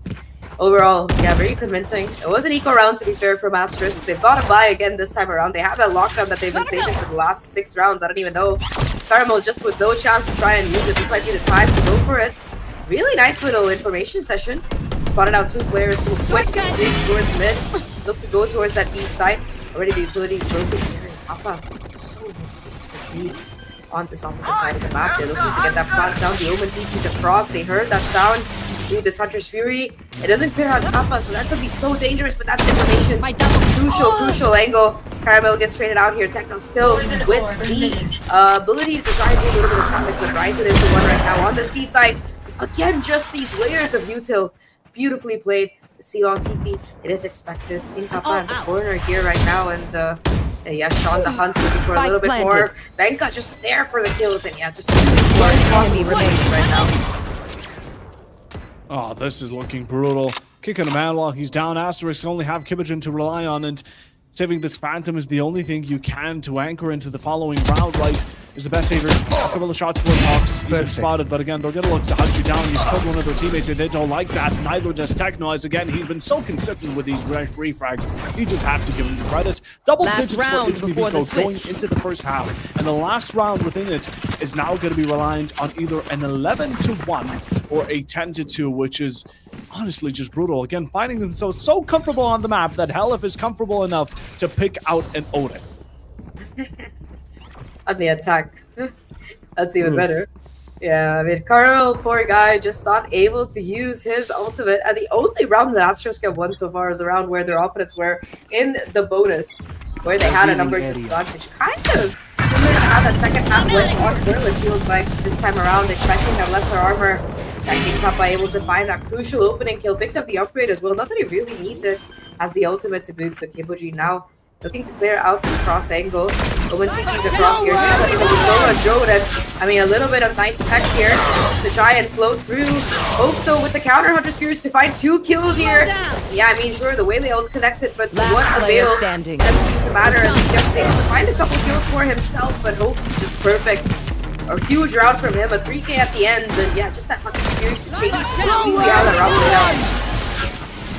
Now we head into an 11-1 split. Now, this is probably the roughest spot Asterisk have been for this entire tournament, in all honesty. And at the same time, we're looking at a pistol round that if it goes in the direction of ItsMeViko, they might just be able to close things out 13-1, which is almost a flawless streak into map number 2. Now, mentally, this is not looking the greatest. Again, if I was on the side of Asterisk, I know I'm not I am not an Asterisk player. Thank God I'm not, because I can barely surpass bronze. But going into them, right, the mental might not be looking good. They already lost map number 1. Now they're being absolutely crushed on Haven.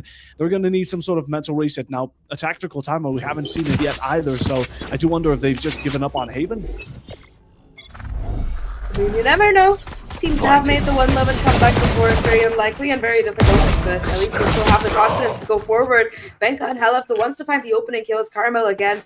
He's been kind of the bastion for his team and being able to keep things up. Yeah. Look at this. Helif spotted out the player in the corner, has the sheriff in hand as well. So folks on this flank to boot, there is just so much danger surrounding these players right now. Caramel though takes down Hoax. That's going to open up the A side rotation possibly.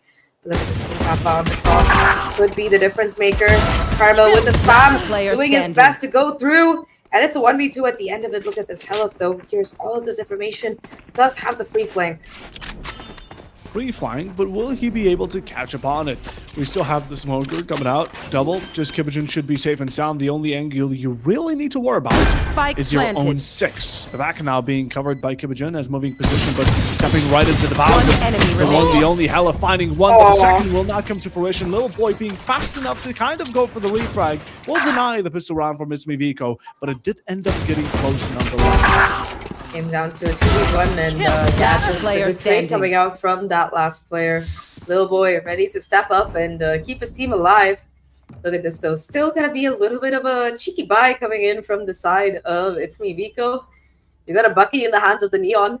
Probably the least thing you want to see, because look at the investment coming in from Asterisk here. They know that they need to bring like a streak of their own rounds, build up the momentum on this attacking side, and they've got the Vandals, they've got the Guardians for it, but it's just Bucky go forward right now. Shot goes wide though, still Techno there for the refrag, looking to go for a little bit more, but just read that does not pay off really well. And yeah, guns recaptured here, so nothing really that ItsMeViko can pick up. 100%. Asterisk, as much as they have on the line, and like you said, a long haul till they reach ItsMeViko, not impossible. No chances to say the least, but now they're starting to make it happen. Kibijin with a kill onto Helif again. It's going to be a rougher gun that the Killjoy was working with, but in the end, its kills matter. It's the results that end up showing most. Last And player now an entry standing. onto site contested. The hopes falls in the process. It's VALORANT with a clash. It can only do so much, I imagine, but any kill here would show value. You're hiding your presence inside the smoke. You could definitely find a kill. Trying to go for the taps, they do end up missing, and Risen picks up the opportunity to take you out of the competition in an instant. It's a round back for Asterisk. They found 2 going into the second half, so again, doing a bit well, just about twice as better as they did in the entirety of the first one. But it's a good way to kind of kick back. It definitely breaks the, what was it, 8-round streak that your opponents, 9-round streak that your opponents had going on. So a little bit of a breather there for the Asterisk side. ItsMeViko though, they've got a full buy of their own. Couple of players on light armor, yeah, not the greatest outcome, but I don't see an outlaw on the opposite side. So yeah, it's just gonna be the dry contact plays. Asterisk looking to go for that mid control. Always a popular rendezvous spot on this bonus site, and Venka towards backside, hidden away. Maybe spawn it out. Only TP onto site. Yeah, you're gonna be able to get the spike plant down maybe, but very, very likely retake. Never mind, you didn't even get the spike down. It's just Techno to swoop in. Now that's the spike in the control of these defenders. Techno just continuing to be an absolute menace right now. Counter spam not exactly panning out here, and I mean, yeah, you want to try another angle of attack. It seems like Garage is where they want to go with the Kappa in the corner, tucked away. Look ready for the damage, but Kibojin is the one to find that kill. Oakstyle looking to refrag here. Spike still dropped in B, that's the problem. There is still a lot of time to work with. All you gotta do is not whiff, and unfortunately, it seems like ItsMeViko, they want to go away 1v1s. That's not ideal. Oh, Caramel just making it from bad towards ItsMeViko, now having to rely on 2, but again, it's going to be players that we have seen pull off miracles in the past. Risen holding them down again, the swing, now really going in the favor of Heller. Techno looks to make up for it, and a double swing, pulling down the double tap, trying to go for that second chance, and neither will work out as the third one is delivered. Now it's down to a 1v1. The ISO will require the quad, but again, it's a bullet each way to make up for it. Utility is thrown, a bit of damage goes back, and you will not be able to escape the nano swarm as Caramel finds the last, and not even needing to take up the gunfight. The round, the round that was a bit rough, right? They went into that clarification on whether they can run from the smoke or not, and ItsMeViko could have capitalized upon it. Again, just holding the spike hostage would have been the best case scenario, but they ended up pushing, they ended up fighting, and Asterisk punished them. Yeah, that Garage pick, I don't know how they end up getting 2 there. Really not what you want to see as an ItsMeViko fan, and ItsMeViko now on that both broken by. They do have a couple of ults available, and we've seen them come out on top before, but definitely that crucial bonus win that their opponents needed. Asterisk able to once again find that first kill, continuing to put pressure on this mid lane, and Caramel just continuing to be an absolute menace.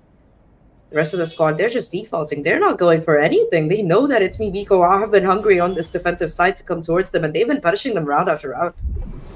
And that's what we've lacked in the past from Asterisk. It's this punish element, and ItsMeViko now having a sort of taste of it really does not help, right? We have 3 players on them, one of them with a kill contract, but Techno, unless you find this 3v5 very plausible, it might just be better to invest it for a forward round, as right now C is going to be where we're going to fully send it, a smoke instantly right into it. Fantastic way to kind of be a steps ahead here. Venka has always been the backbone for ItsMeViko, is now with a share. Certainly hope to do as much as he can. Hide your presence behind him. Well, the waylane making an entry, but you find an instant head tap. You try to empt out for that teleport, but now you want to play one enemy remaining until they can come in for the swooping save, but it will not matter. 2 are taken out in an instant, left. and now Plant should be safe and sound. King Kappa is going to pick up a better gun, go back to spawn side, and wait out until the round is over. At least a marginal upgrade for a little bit, but Caramel is so sharp on this lurk. Consistently just finding kills down in mid there. Yeah, making things possible for his team again and again. Now the gap's starting to narrow. Still, ItsMeViko with an overwhelming lead. But that is 4 rounds in a row. We were talking about Asterisk and how they need that momentum. This could be the streak that they need to try and come back into this, but now look at this. ItsMeViko, they've got their buyback. They've also got that ultimate from the ISO, like you said, that kill contract ready to go. Could be pivotal in trying to break apart the Suto here from the side of Asterisk, but they've got a lockdown and a Hunter's Fury, so two very big ults for them on the side. Kappa pushing forward. Again, it's something that Asterisk have expected. They just make a bit of sound here, and then they push on right back towards this B side, which seems to be completely open. Again, the only thing kind of holding it back is this Omen, but Wayla Yash is already looking to send it forward. The attacker Coiljoy is also popped, so locking things down will force Venka out of their position. But you still have to wait a couple of seconds. Warning shot to send them back for an extra step, but now Yash has free entry. The kill contract will be able to pick up Littleborg in his position and find the kill as well. Now you get that double tap, you enter in back into the action, but again the plant is down and now it's in the hands of Asterisk. Ooh, again, Techno just continuing to win out these duels. That ISO utility really doing wonders right now within this Techno, trying to stick that half. Oh no, it's the combo with the Molly to find that kill. And I mean, Kimojin with that 100 finds two crucial kills, brings things back to the 3v3. The problem here is the timer. They have to be able to try and stick the spike down. Hope's looking to get the defuse though. Hyperwall goes down. One peak is perfect, and yeah, it's just down to the 1v1 right now. Caramel has to do it all here. There's just not enough time though. Even though they get everyone down from Asterisk, and still Asterisk come out on top with the round win. A 6th round on the board, and yeah, they're starting to really run away with it right now. Yeah, they are. They 100% are. And honestly, one enemy remaining. One enemy remaining. In the past couple of rounds, but even though they have been relying on these 1v1s to win out, Oaks being able to close things out for Viko here is going to be a great way to set that match point in stone only if time was still of the matter. Sadly, again, being on the defensive and that Oak plant rather weak. One enemy remaining. One enemy remaining. So for now, even though Astro is losing out the battle, they get the war. And like you said, running away with it. Good way to put it. They're halfway there. That's a positive side, but they still have quite the marathon to walk. Once again, they're going to have the economic advantage here. Then come with just a Sheriff. I mean, we saw him find a headshot the last time. Just not able to find enough, and this slower playstyle has been suiting Asterisk really well. They're able to force ItsMeViko out of their comfort zone, out of this proactiveness that they've been showing, making them kind of pay for it. And again, just hell of caught, pixel angle, not the greatest, but look at this Techno. Might be able to find the timing here. All the question of when you're going to be peeking through, and oh, it is actually Techno to come through. Has the wall to try and cross with, but Lil Boy just too good on the lead swing. Takes a lot of damage though, and yeah, I mean, this reclear towards A, Hopes might be able to make a difference if he's careful with it. If so, reserving it right now might be the ideal option. Again, we do have also from the shadows, so picking up the spike, going in for this instant defensive approach. Might be the better call, but yeah, we're going to pull it out. Asterisk now just clearing out this entirety of the C site. They should be getting this plan down in an instant. A rotation from ItsMeViko will be imminent, but again, they're not going to be fast enough to deny it. As now just a nice little setup towards the site. You get your smokes down, you wait for the enemies to approach you. They are on Sheriff, so again, you should be comfortable going into many gunfights. As Caramel around window, do they recognize the position? Spawning out the barrel could be enough. Yes, they do. This could be a wallbang in an instant. Push forward, miss shots, and yeah, Team Akba will make up for the second time. Yash takes out Venka in return, and now, again, not allowing there to be any leverage or balance as Asterisk still want this round, and again, they crave it. They need it too. Last player the time ticking down, that's all you need. Yash finds the first, and Yash finds a second, and a 4K for the Waylay. Still with the conversion plans available for this next round, and that's the 7th on the board here for Asterisk. 4-round deficit is all that stands, and they've already come 6 or 7 in a row, so yeah, it's going to be exactly what they need to come back into this map right now. Once again, last player standing. Just not the greatest buy, and the comp here. I feel like the previous round was a round that they kind of needed to win. Now, though, they've got their full buy in range. They've got the op on King Kappa.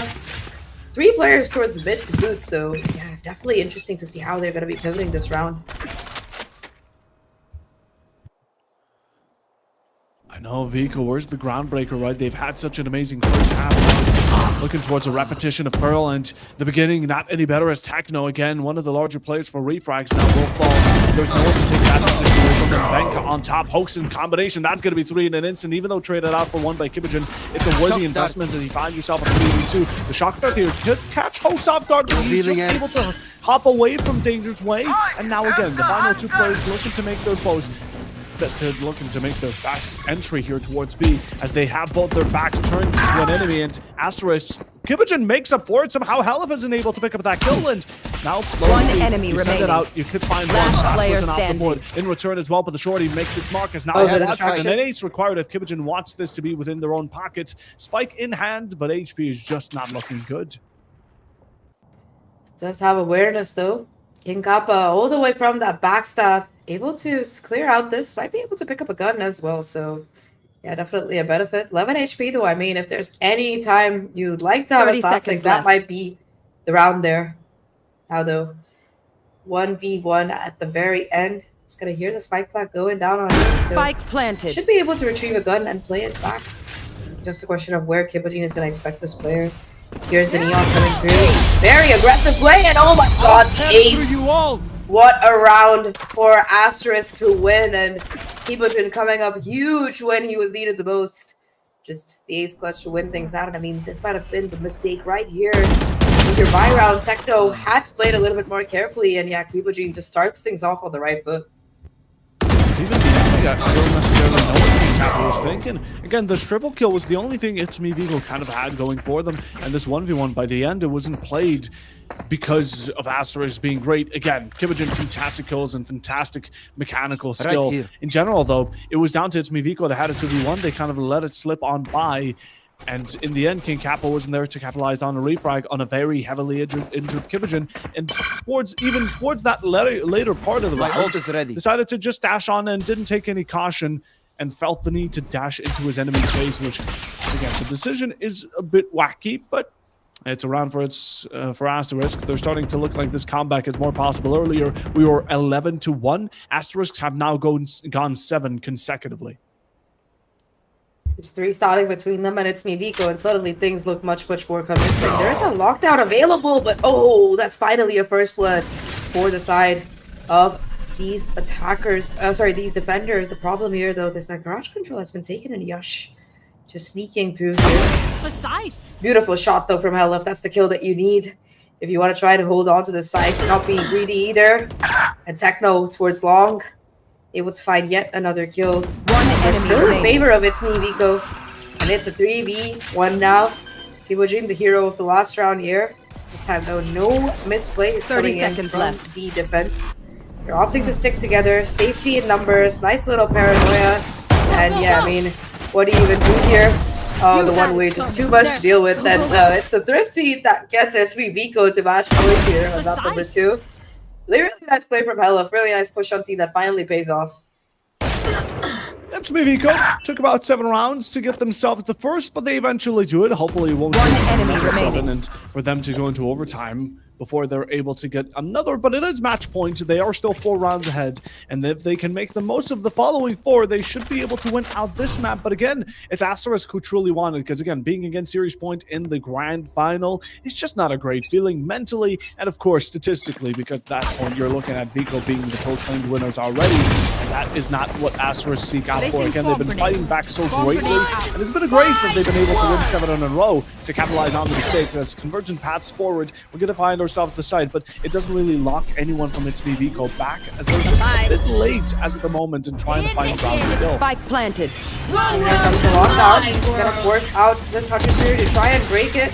Little bit of team damage being done, and yeah, almost awkward Killjoy versus Killjoy battle. Carvel the one to win it out. Techno finally with the refrag here, putting up the pressure on this flank. It's forced out the Hunter Spirit as well. And yeah, Last Carvel player there for the standing. perfect kills right now. A triple of the round already.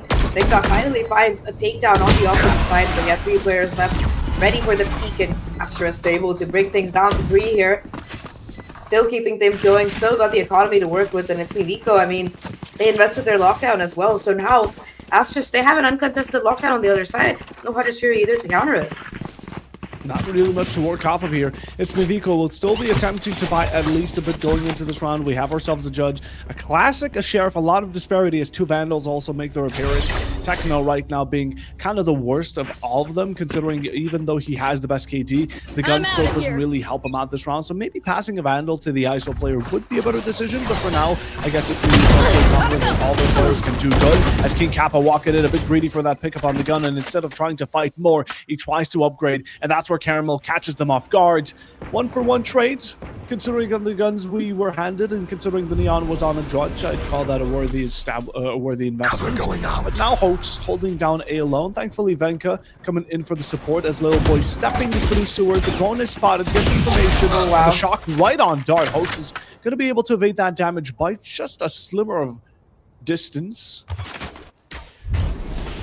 This again, the patience from Asterisk is testing the peak, knowing that ItsMeViko like to get aggressive here. But yeah, big rotation to come to Parallel and next as well with the Sova, but back on the corner, looking to play. Spoilsport gets another dink as well.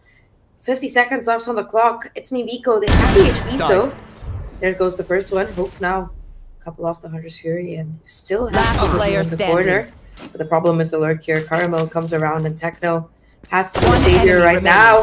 It is going to be the Frenzy to come out on top end. You've got the ultimate as well to try and grab Caramel, make it, bring it down to a 1v1 Techno, making things exciting right now and gets the 140, but not more than that as Caramel is happy to take the duel and say, all right, dude, you want to make it fair? I'll make it fair, and gets the headshot. One enemy remaining. Truly making a comeback at this point, but again, it gets even closer with 30 seconds left. Stone here. Techno pulling out the ult, and it wasn't necessary.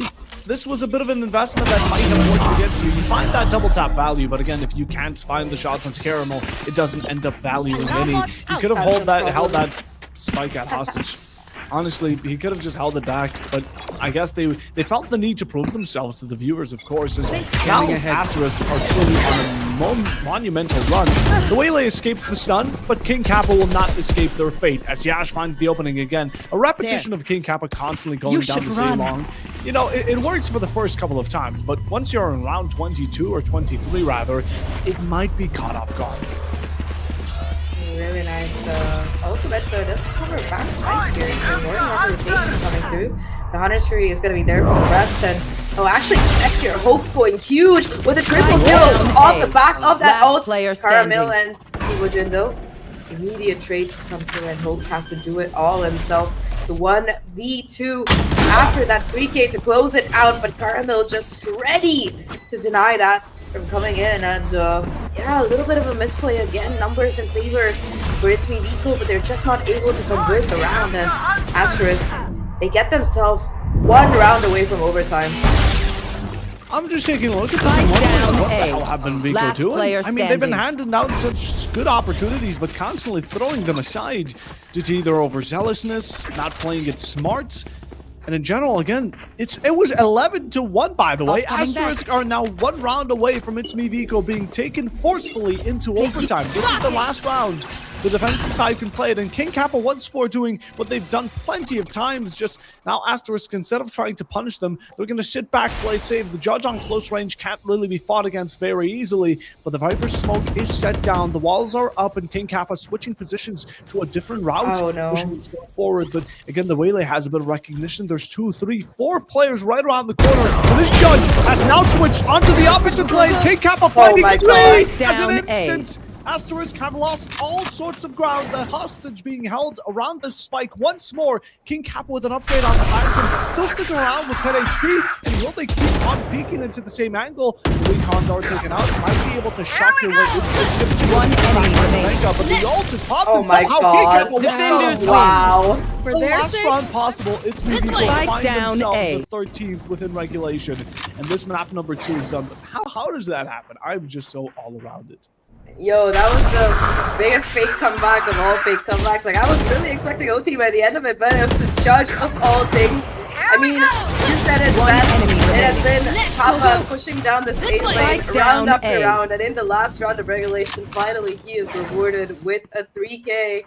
Yeah, that's a 2-0 lead for ItsMeViko, and once again, heartbreak for Asterisk. It was 11-1 half, and they were able to bring it down to just one round away from OT. Here we go. That's one hard to make here, but yeah, this huge 4K from King Kappa.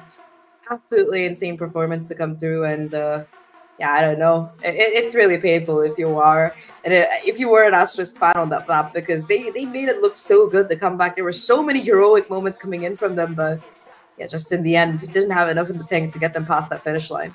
Yeah, 100%. Asterisk were looking really solid going into the second half, even though the first one was quite disastrous. Again, an 11-1, we already thought, at least me personally, I thought it was going to be over quicker than expected, but they were bringing it back. My hopes were starting to go growing and growing, but they were shattered in that last round that we just witnessed. Again, a triple kill is phenomenal with the judge, and just a small change, because we've seen King Kappa always goes on the left-hand side of that push with the judge, and it always has gone punished. This time around, doing a small little difference by setting yourself on the opposite lane is absolutely crazy. That allows you to get away with a triple kill and then the final one with the ult in your pocket still. But in the end, it is a regulation victory. It is 13-11. It got dangerously close, but I'm imagining ItsMeViko are quite glad it ended the way it did. Yeah, they definitely are. And I mean, 11-1 start. Somehow, if the game ends at a 13-11, you're definitely like messing up somewhere for sure. There were a lot of rounds where it came down to like a 1v1, or just Hoax finding an insane triple kill with the Hunter's Fury and them not being able to close it out. And I mean, kudos here to the side of ItsMeViko for finding that early lead, and for Asterisk as well and making that comeback, but just not enough left in the tank. That last round was just heartbreak. I would be so pissed off if 3 of my teammates died to a judge there, and yeah, the fourth one too, the Neon ult. King Kappa might not have had the greatest run in the beginning of that second half, but towards the end definitely was the hero coming through for this team. And yeah, I mean, overall, once again, I think Asterisk, they looked much better on this map towards the tail end. Just very late. Yeah, very late wake up. Yeah, they took their sweet and precious time, but hopefully they won't do that on Corrode, because we're going back to their own pick right now, and Corrode is, again, the most recent map, but well, all these teams have been loving Corrode. I think Corrode has grown on to people quite heavily, and in general, we're going on to with the hopes that Asterisk will be able to back up their fight a bit more, because they haven't been able to do so up until now. And like you said, it is series point against them. That 2-0 doesn't really look the greatest, and if we're going to continue down this traditional line of ItsMeViko constantly having one of these halves be extremely beneficial for them, like an 11-1, and again that second half onto Pearl. If we have that once more follow through into map number 3, it might be dangerous. But now let's check out the team summary, because again, the stats are up. Let's see the numbers and how well these two teams performed, and of course how well the head-to-head is. Pretty sure Carmel's gonna be the kind of like one of the clutch pieces there for Asterisk. But yeah, team summary. Let's take a look at which team came out on top. First kill is pretty evenly balanced, I would say. Yeah, I mean, Asterisk making up a lot of ground in that second half. ItsMeViko, of course, we saw their attacking side much more successful. And even on this defense, there were a lot of rounds that Asterisk won because, you know, ItsMeViko gave them the fight. So they didn't really have the opportunity to show off their post plant. But yeah, clutches in this game, definitely more individual heroic moments coming in from Asterisk in that second half. You did see a nice clutch come out of Kappa as well, to be fair. We've been giving him a lot of shade in the second half, but in that first one, definitely one of the more impactful players. And yeah, overall, things were much closer on this map. Considering how it started, it is insane that this is how it ends, but ItsMeViko definitely breathing a sigh of relief after that one. Too close for comfort, I would say. Yeah, that was way too close for comfort. Even I was on my tippy toes, kind of getting ready for overtime, but the last moment, they just kind of bamboozle us out of it. And now, again, we have ourselves the leaderboard, so let's take a look at how the stats were doing. MVP Caramel, unsurprising, 29 kills, almost a 30 bomb from him. And again, Techno has been so consistent through both these maps. I just absolutely love how they've been working around. We're taking a look at the kills of IVK. They're a bit more spread out even. We have 22, 20, 20 later down the line. And Caramel being on 29, passing down to Kibijan, who is 6 below, and then Yash, who's another 8 lower, just shows that, again, hero plays from Asterisk here are great, but it's not something you can rely on when fighting against team consistency. Oh yeah, I mean, when the lowest ranked player on IVK has 2 players for Asterisk below them, in fact, like, I think it's just overall a bit more consistency coming out of all the players on IVK. And yeah, individual heroic moments from Caramel and Kibogen. Kibogen clutched out of like 1v3 ace. That's how close it got. And that's why the 13-11 scoreline exists in the first place. But yeah, MVP here. Gonna be going to Caramel. Despite the map loss, gonna be the top player for both of these teams. 344 ACS and 4 first bloods on the Killjoy. A lot of really instrumental lurks as well, despite even if the rounds in the first half didn't exactly go the way of Asterisk with that 111 lag. I think that it still was a lot of really good moments coming out of Carmo. And once that side swap happened on that attacking side, he was just consistently putting up the pressure towards mid as well as A. Yeah, just making it very, very difficult for these rotations and flanks to really come through. Either way, though, I mean, Asterisk, they might have had 2 close maps, but they're still very much behind here in this series, unfortunately. And 2 maps down, at least they're heading back home to familiar territory. It's back to Corrode right now, and that's a map that they have a lot of experience on. So hopefully it's going to be where they can kind of try to make this reverse sweep comeback, because right now ItsMeViko, they're just 1 map away from winning this tournament. Yep. Like you said, Corrode, we saw it with them earlier, or rather a day ago. It was 13-4, and Asterisk, this is common ground. This is something that, again, they've showed that dominance on. They didn't really have any other map in this comp pool or today's 5-map roster that they've shown that type of performance on. So before we head to Corrode, we will take it to a short break. So stay tuned, as we'll be right back.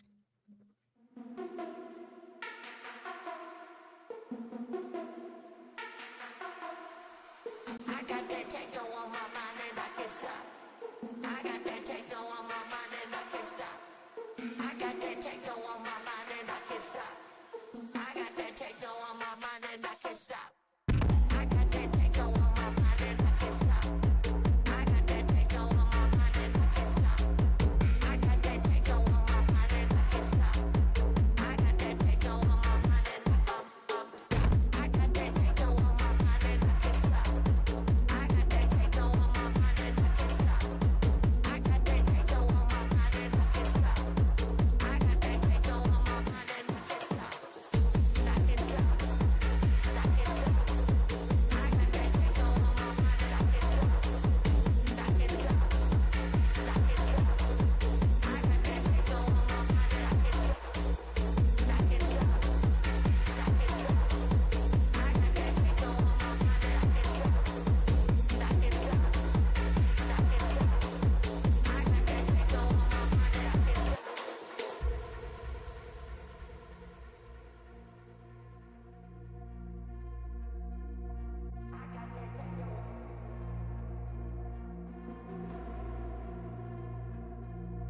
I can't stop.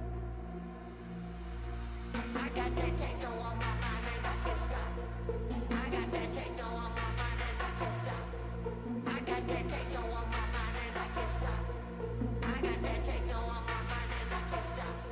I got that techno on my mind and I can't stop. I got that techno on my mind and I can't stop. I got that techno on my mind and I can't stop. I got that techno on my mind and I can't stop. I got that techno on my mind and I can't stop.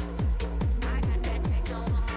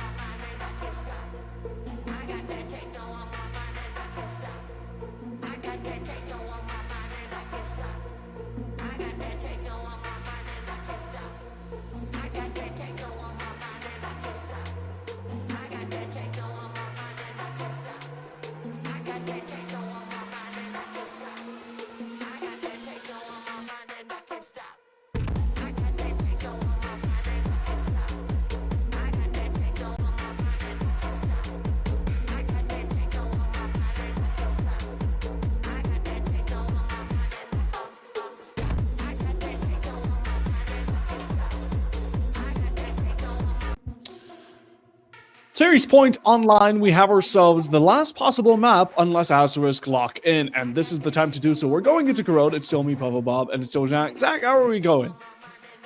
It's been a pretty exciting series so far, 100% Puffo.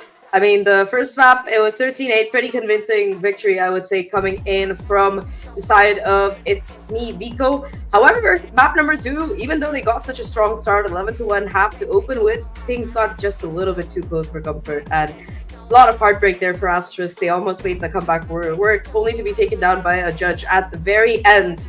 So yeah, that's got to be painful. But now, map number 3, Corrode loading up, a map that they've looked confident on before with that 13-4 scoreline, ready to try and find their way back into this series. But for ItsMeViko, it's just one more map that stands between them and that amazing prize pool, of course. Just a reminder, we've got a giveaway going on right now for people watching. You can enter it by scanning the QR code, and you have a chance to win either a mouse or a mouse pad or a little bit more equipment in the form of an arm sleeve. However, if you are playing, we've got 2 lakhs worth of Pulsar gear to work with here. For the runner-ups, they are going to be the ones to get mouse, 5 mini mice to start with. But if you are winning, you get a full kit, get the mouse pad, keyboard, and the mouse. So yeah, definitely a lot to play for here. And it seems like ItsMeViko, they're looking to lock it down.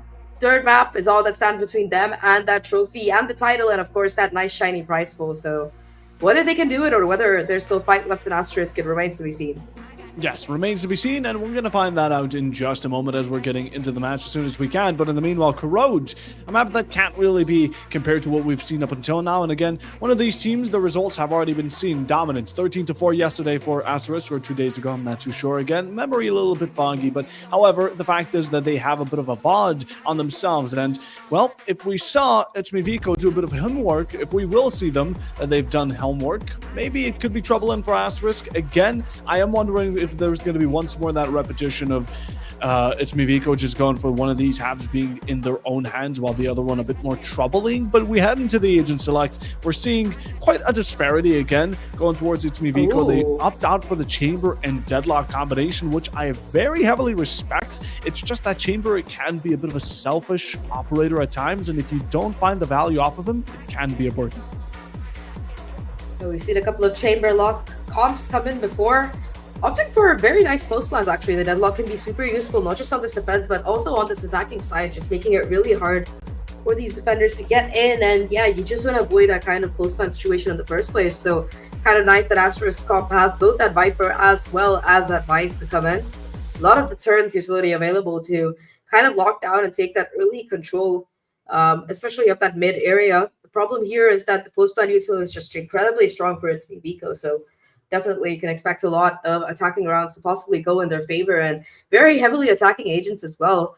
Omen, as well as the chamber and Neon, can prove to be very detrimental if you're not aware of like lanes being held down, especially, you know, if you want to contest this B main area. It can be just so deadly with those two. For sure can be. We're taking a look at Caramel here, who is rocking out that Vise, which 100% towards this site has probably, or towards this map also has a bunch of comfortability. Again, towards A and B can be an absolute threat to deal with.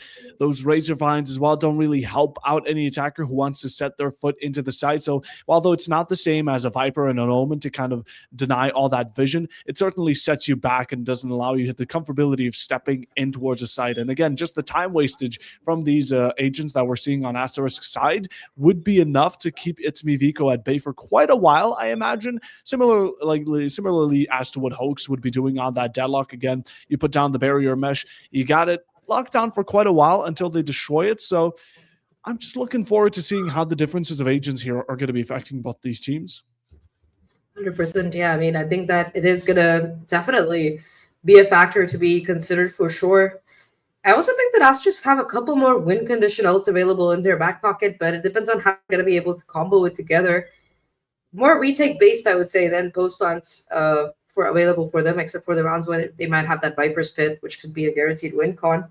That said, I mean, a lot of these operators on the side of ItsMeViko, it's just such heavy aggression that you can try to pull through, whether it's plays with the Paranoia, plays with the drone. You know, you try to get your Neon into play off the back of that early Sova util. Astra still seeming a little bit relaxed despite having that difficult start for them. And ItsMeViko, on the other hand, Venka just looking locked in right now. back on a little bit more of a familiar Asian Chamber is basically a de facto duelist, even with all the nerfs that came in a couple years ago. Yeah, we're finally getting into it right now. ItsMeViko looking for the 3-0, looking for the glory right now as they head forward. They've got the Sheriff in the Chamber's hands in play, and it is going to be Venka to find that first kill. They go and take space off the back of it. 2-for-1 trade, and sure, King Kappa goes down, but look at this. The problem is that Yash already having found this rotation over. It's all a question of timing, though, and Hoax is perfect on this angle. Spots out the second player as well. Could expect the third. Here's the plant noise to come through to boot. Hoax just has to hold on One enemy to remaining. this lane, and he is doing such a wonderful job of it. 1v4, and Kiboji not the greatest HP either. Venka just chipping away at him.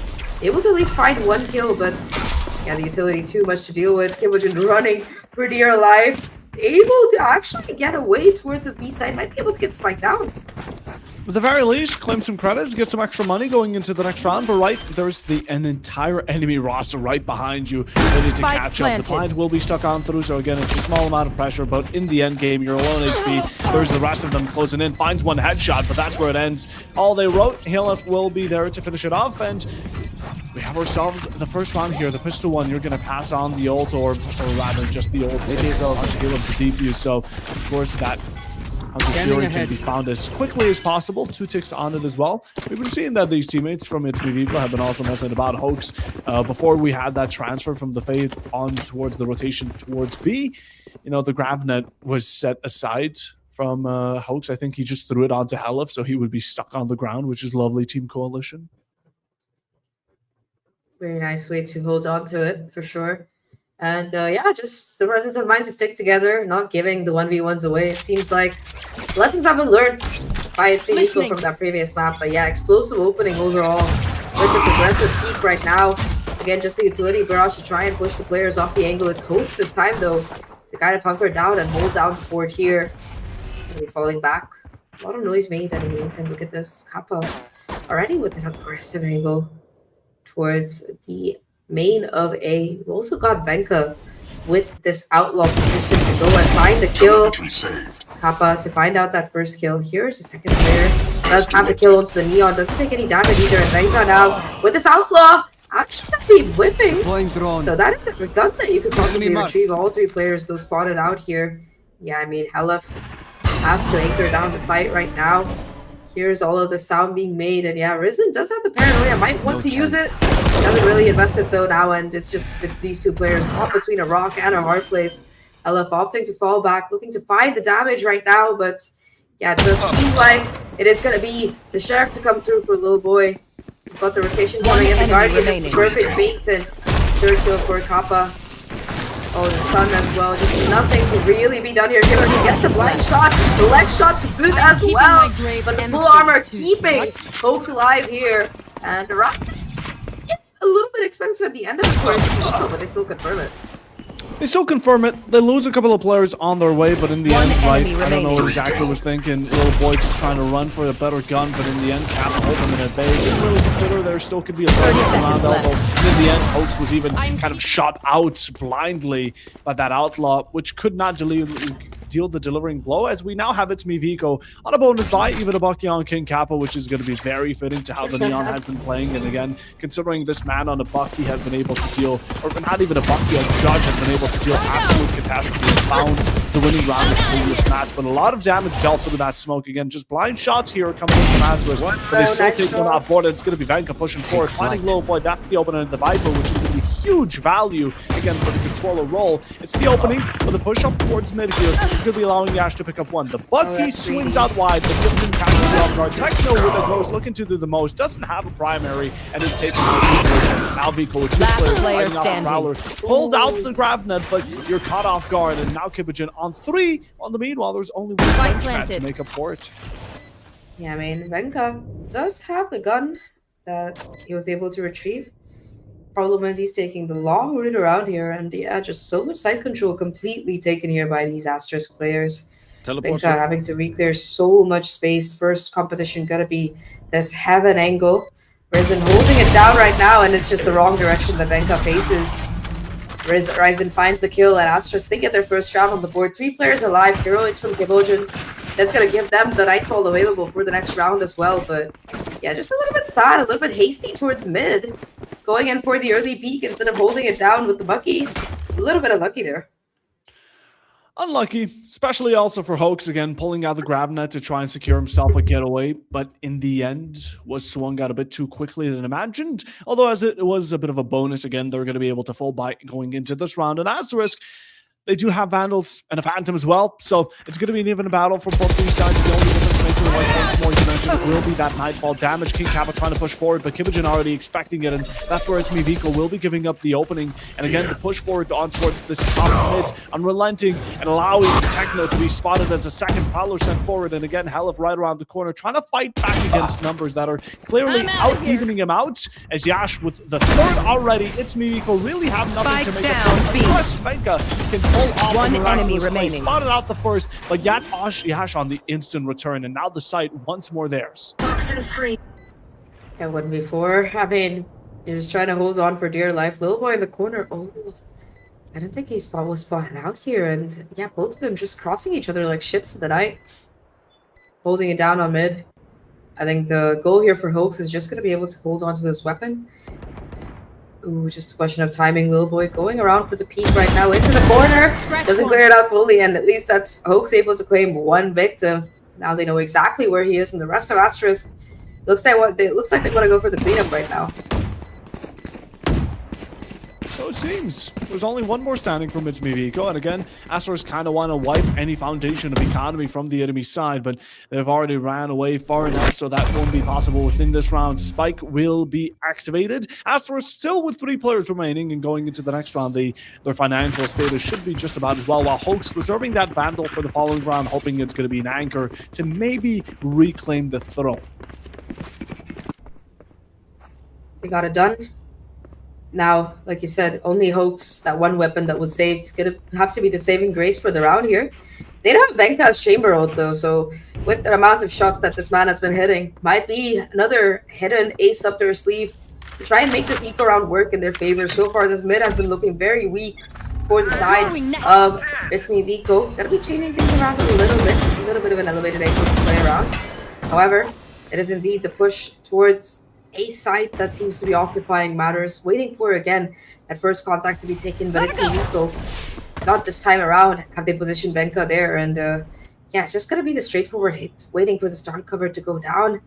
Oh man, the spam here could do so much damage, but yeah, it's the paranoia for the paranoia. Perfect little trade, and would deserve to actually come out on top. Here comes the Neon ult, the overdrive to try and do the damage, but it's a spam that actually connects right now.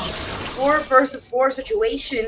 The problem is the rotation has come through here, and you really gotta check your corners. Techno in the corner doing his best to try and find some damage, but it's still numbers in favor of Asterisk. The problem is that the weaponry, it's retrieved right now in the right place at the right time to find that kill. 2v2 situation. Spike going to finally go down, and Hope has to go forward right now. Oh, Venka actually spots out the player. Able to get that one. And now it's a 1v2. They're both looking in the wrong direction, though. You have to go forward right now. The flash is perfect. The kill, though, doesn't connect it. Oh, no, you're really going to regret whipping that shot. And it is the most awkward fight in the history of fights, as Hope comes out with the PK on top. Oh, I mean, the idea was perfect. It was just the execution that was a problem, and yeah, heartbreak for Asterisk there. Gotta connect your dots. That's the bare minimum here. And again, thankfully, Hoax carrying that Vandal over the range round really did end up paying off. But, you know, the Annihilation, I like it being very safe. Hoax could have instantly popped that Annihilation. Last player standing.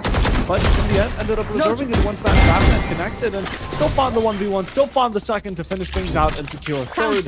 As all of a sudden, ItsMeViko again. That was a bit of an eco, but it ended up paying out nonetheless. Those sheriffs did rank out just about as good as Asterisk were trying to keep up with the aggression that was being displayed towards that A main push. But in general, a lot of utilities. In the end, it gets leveled down. Now Prowler sent forward. The Neon will be trying to contest the chamber, who rendezvous out of danger's way, and as of the moment, King Kappa also looking to once more set his foot forward into bottom mid.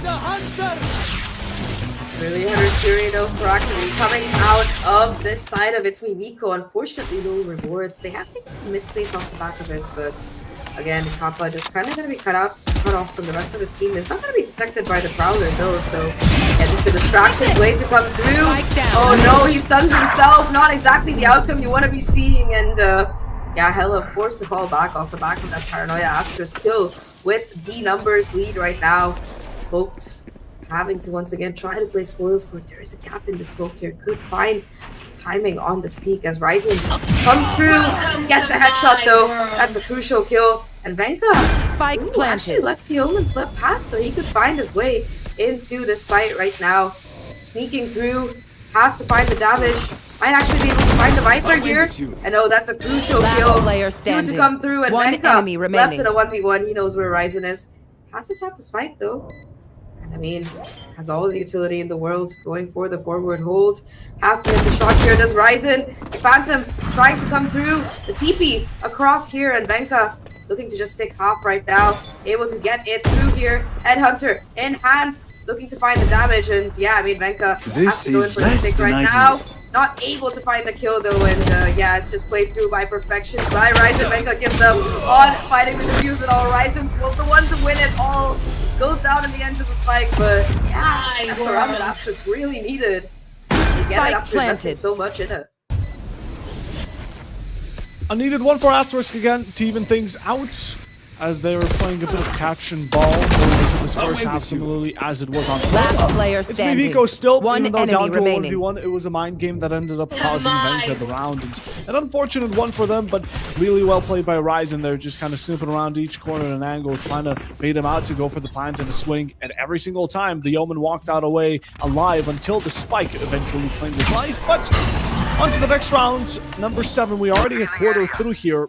And ItsMeViko, I doubt they're going to let just a round passing by stop them, as they are set back the Sheriffs, however, in majority. They only have one more limit on that Neon, and it will be used trying to deal damage. King Kappa actually the Ashton one to pop it here, and finding most damage will be not only the snake bite, but a Vandal from the little boy, as that's 2 openings here for Asterisk. They should be able to confirm not only the plan, but it's Elif with a classic Techno on 3 HP, a single bullet. Spike planted. Last player standing. Pain seems to be guilty red, and the last one standing, a lamp for the slaughter. 4 against 3. Asterisk now hold the top ground. They get it done here, and they get it done in a very, very convincing fashion. Yep, it was against an eco round, but yeah, just this beautiful ult from Yush, just damaging players through completely little boy's utility as well. He might have been quieter in those previous 2 maps, but this time around he's definitely looking to do some work here.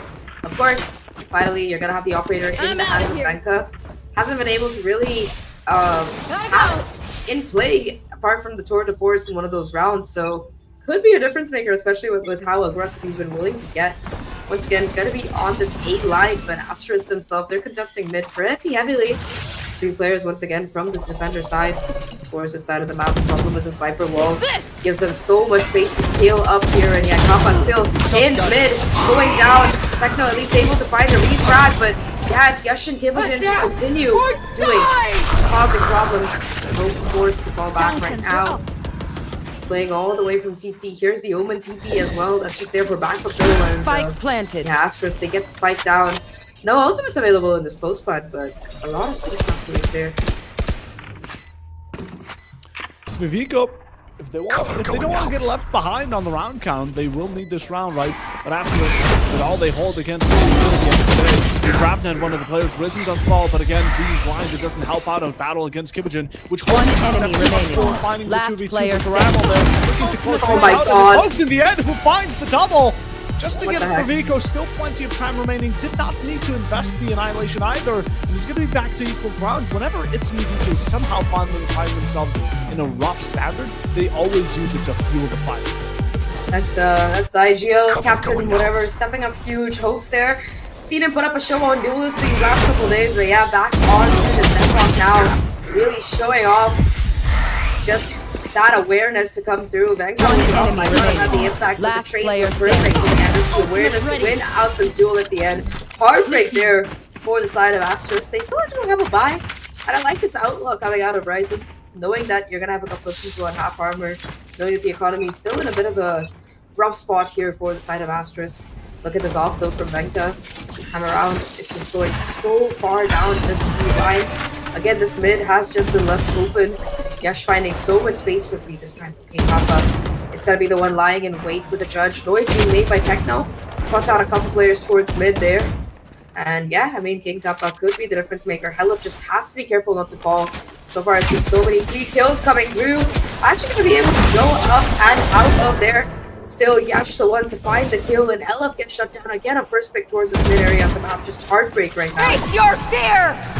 Snake Bite, Nightfall in combination should be great damage, and now Yash is going forward to pick up not only one, but seeking for another. The Snake Bite of the Viper teammate really doesn't help you when you're trying to be extremely aggressive, but Techno backs off to side, trying to contest at the grab net to help out, take out Yash, and 3 players in combination for the count of 1. You still have VALORANT to care about, and that Headhunter in combination with Yap. Bullet strike for one more. You have the line up perfect. You take your shot, but you miss it in the end. Spike is on top mid, but 2 players here from Asterisk. 30 seconds left. The shoulder. One enemy On remaining. where they stand, and Caramel uses that as an advantage as Host's Annihilation misses. Techno the last one to stand. Can't capitalize on an enemy that has his power to back to his enemy, and Risen. The last shot finds him not coming down again, but it is around for Asterisk. What a sneaky play to come out of Caramel here. 30 seconds left. And goes to find the timing on both of these players. Annihilation goes to Least as well, and yeah, I mean, Techno could have gotten that first kill, then it would have been a 1v1, but yeah, the Outlaw in the right place at the right time. Talked about how this half armor could be punished, and Asterisk can once again break the economy here for ItsMeViko. Venka, though, this time does have the tour de force ready to go once again. Last time wasn't able to find as many kills as you would have liked with it perhaps, but this time around ItsMeViko, knowing about their opponent's economy, looking to go aggressive. Bucky in hand though. Techno finds that first kill. Looking for a little bit more with the spam here, but Kibojin didn't. Now once again it's just the spam through the smoke. Lil Boy and Kibojin. Fool me once, shame on me. Fool me twice, yeah. It's not gonna happen this time around on Asterisk. They get it done Spike here. planted. Get the spike down. And yeah, 2v4. No great guns either. Just might be the question of looking for exits and maybe denying more exits. Never know. There's going to be one from Venka. Again, popping out the tour de force has found its value, but there's still a sentimental amount of players on the enemy team, and these 3s holding it down will just be enough to keep you at bay. There's not much comfortability. The smoke from the Omen will be sent forward again to kind of allow some of them to sneak towards Elbow, but time is running out, and that's an asset you don't want to mess around with. Kibujin now One enemy remaining. Fight against the Sheriff, where Caramel steps in to help. The flick to the wrist on the left will not secure anything as the Headhunter pulled out in desperation, but in the end, ItsMeViko will not be able to really find much besides those 2 kills. Asterisks now 2 rounds ahead and looking to maybe even win out the first half. Yeah, one more could confirm the lead for them, and that would be a nice state of affairs. I think both times so far they've been the ones lagging at the end of the half, whether it was 7-5 or 11-1. This time around, they have a chance to take the advantage for themselves. But yeah, Fullby kicking in again here for the side of ItsMeViko. Not the greatest armor though. They do have a couple of ultimates ready to charge up here, but Asterisk, those 2 Vipers catch of their own in particular could be a major menace. Lil Boy on the Slurk, and again, Yash just continuing to poke and prod at this mid. Consistently, they've been able to find a kill or 2. Bit of a nice little reposition though. Paranoia comes through, counter spam to boot. And yeah, I mean, it's gonna be very difficult for you to break through this crossfire, but Caramel towards main actually gonna be able to find that opening kick there. And yeah, I mean, folks, what can you do? You can do your best to get 1 kill. Risen in from behind. Gets straightened out. Kappa though keeps things down to a 2v2, and that spike drops. And look at this, it's enough time for Venka to make that wraparound. Insane play.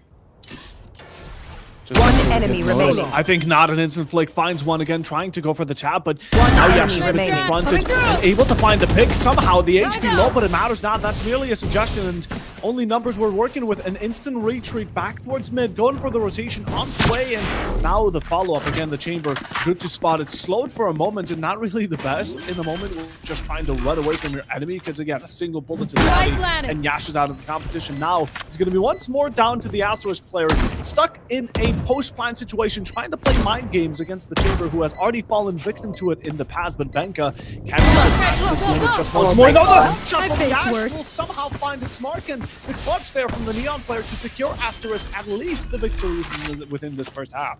Yeah, that was a round that unfortunately, ItsMeViko through because they had the 2v1, but yeah, just isolated plays and peeks from Papa as well as Vanka and the off angle as well from Yash. Really nice awareness I'm out of here. to plant there and play for it. Vanka just not able to finish the job despite a nice little flank, and yeah, towards the end it is ItsMeViko Whatever they're who are doing, gonna be the ones I like lagging it. behind this half no matter what. Whether it's one round or whether it's two, that remains to be seen off the back of this particular one. Let's see if they can make it forward. Over there. Already though, aggressive mid presence being contested with the judge. We've seen some insane plays coming in from this Neon before, but yeah, Techno, the one to spot out multiple players coming in for this side of the map. Nice little paranoia though. It's gonna at least put them off in the corner. A lot to try and play for. Yash finds that first kill. Doesn't matter if you've got the ultimate here, and at least Hello able to find that crucial kill, but it's just King Kappa now running it down with the Neon ultimate.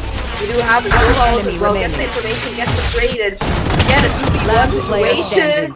Caramel though, it's that first one. 3 bullets available, and yeah, you're just gonna run to the opposite side of the map once again. More of the same. Caramel is just running for dear life, going all the way around back towards A main though, so interesting tactic. Good bait. Again, luring him away.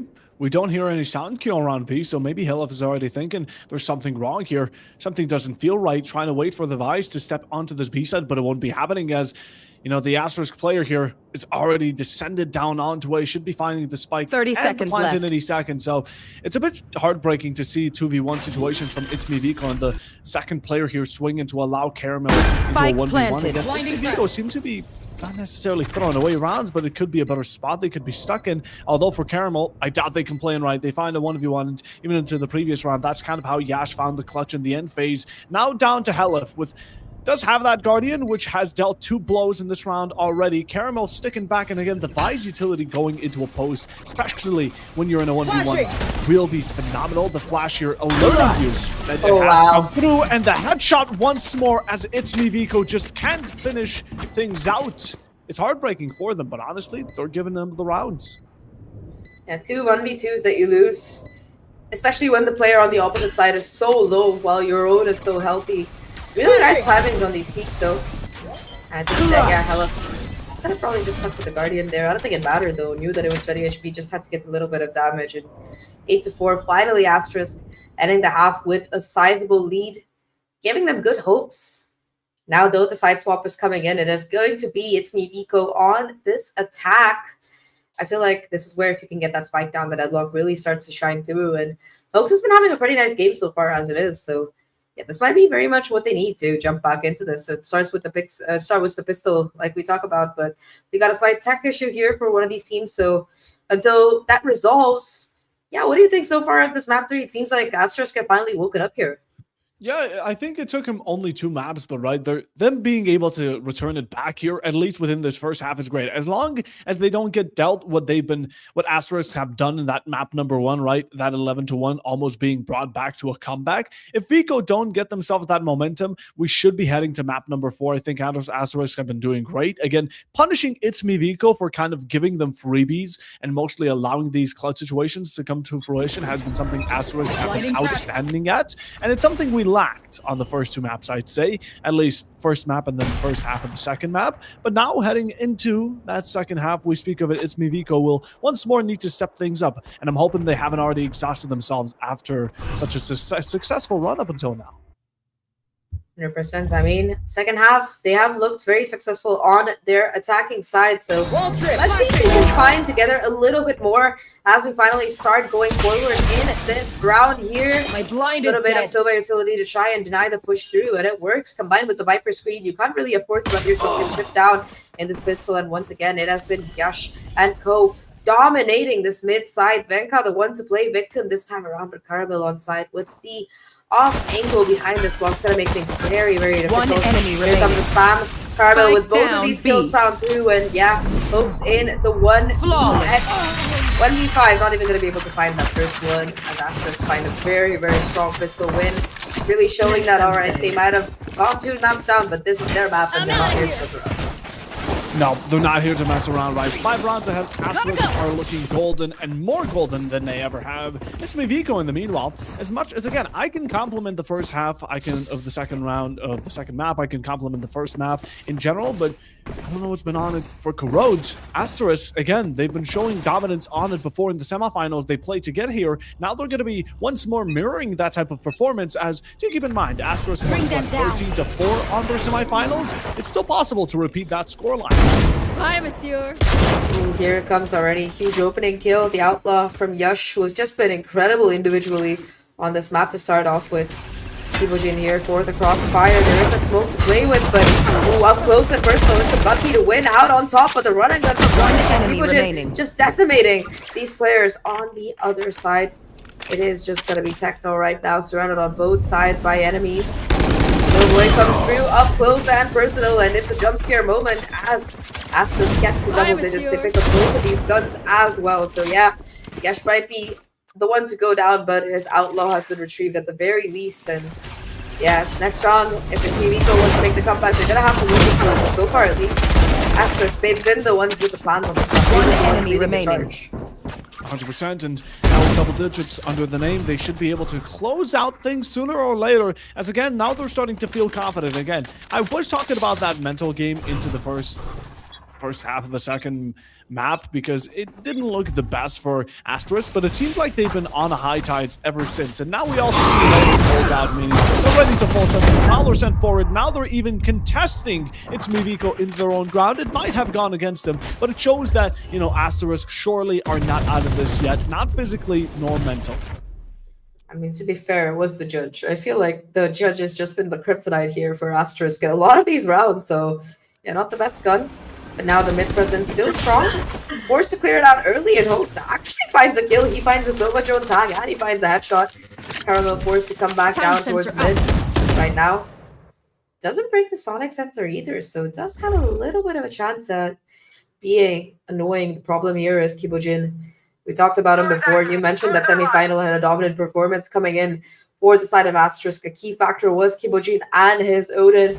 Finally has it in his hand. It's all going to be a question of timing here. As the recon connects, so does the Odin right now when the spam is ready to come through. So much damage from Caramel, and Kibojin finally gets shut down here, but it's a 2v3.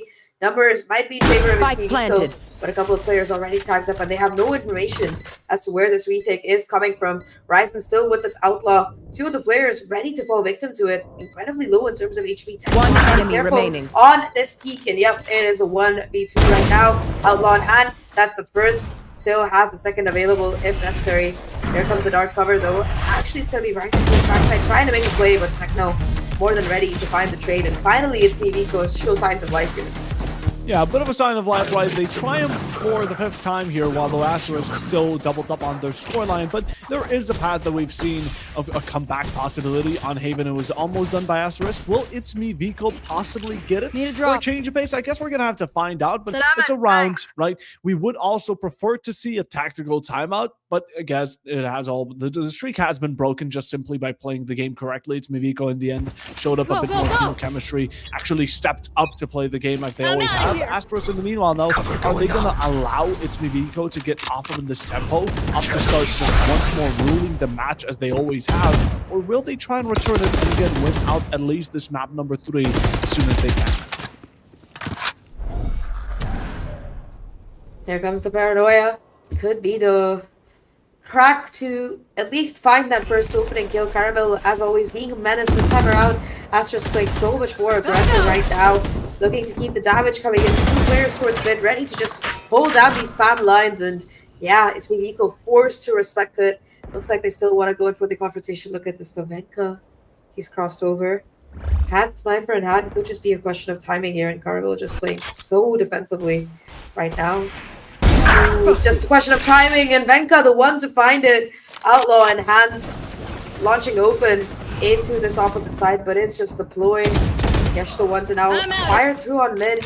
Might be able to catch these rotations. Kappa hears the sound. Kappa, he gets the first kill. Yesh, though, there for the refrag, and yeah, how much more can he really find here? Kappa stuck between a rock and a hard place, doing his best 30 to head seconds off left. this backstab. maybe find another couple of kills, but Yash the one who has been incredible right now. Techno on the opposite side, though, shuts down Rise, and that's the space found on the opposite side of the map, and now they know that the remainder of both of them are flanking. Smoke from the Omen, just to give it a bit of a breakthrough by both these teams. We've seen One Yash enemy remaining. dash in and find glorious. Now Venka's going to shut down his only teammate, and now the buddy system out of the count. Venka for the final blow, and we have ourselves ItsMeViko triumphing once more. 6-10. Again, they are starting to creep and crawl their way to the score of Asterisk. Slowly but surely, but again, given a bit of time, they might be able to do it. They might as well be able to do it, because we're taking a look at Asterisk. Their eco is starting to get blown away on 2-3 Sheriffs. A zippy for Ryzen, but that's about as much as you can muster up while the enemies recognize the standalone, the current standalone you have. And Venka's going to go for the Outlaw, which is going to be acting as an op in this round. I'll find you. Set it in favor, and I mean, so far it's been very difficult for the side of ItsMeViko to find that mid control. Even with these pistols in hand, it seems like they want to get more aggressive. Spam through the smoke though. Hella finds that first blood. There's this push from Kibojin on the opposite side, so definitely could be a factor here. Venka though, with this Outlaw just being an absolute menace right now.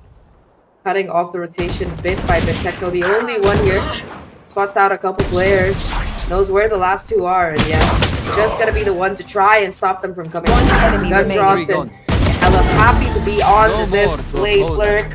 Gets the 4K, gets the Hunter's Fury, and gets ItsMeViko to 7. 3 rounds now standing between these two teams, and I mean, we saw the 1-11 comeback to 13-11 on the previous map, you know, so who knows? ItsMeViko, they could find the 3-0 yet. Yeah, they definitely could, right?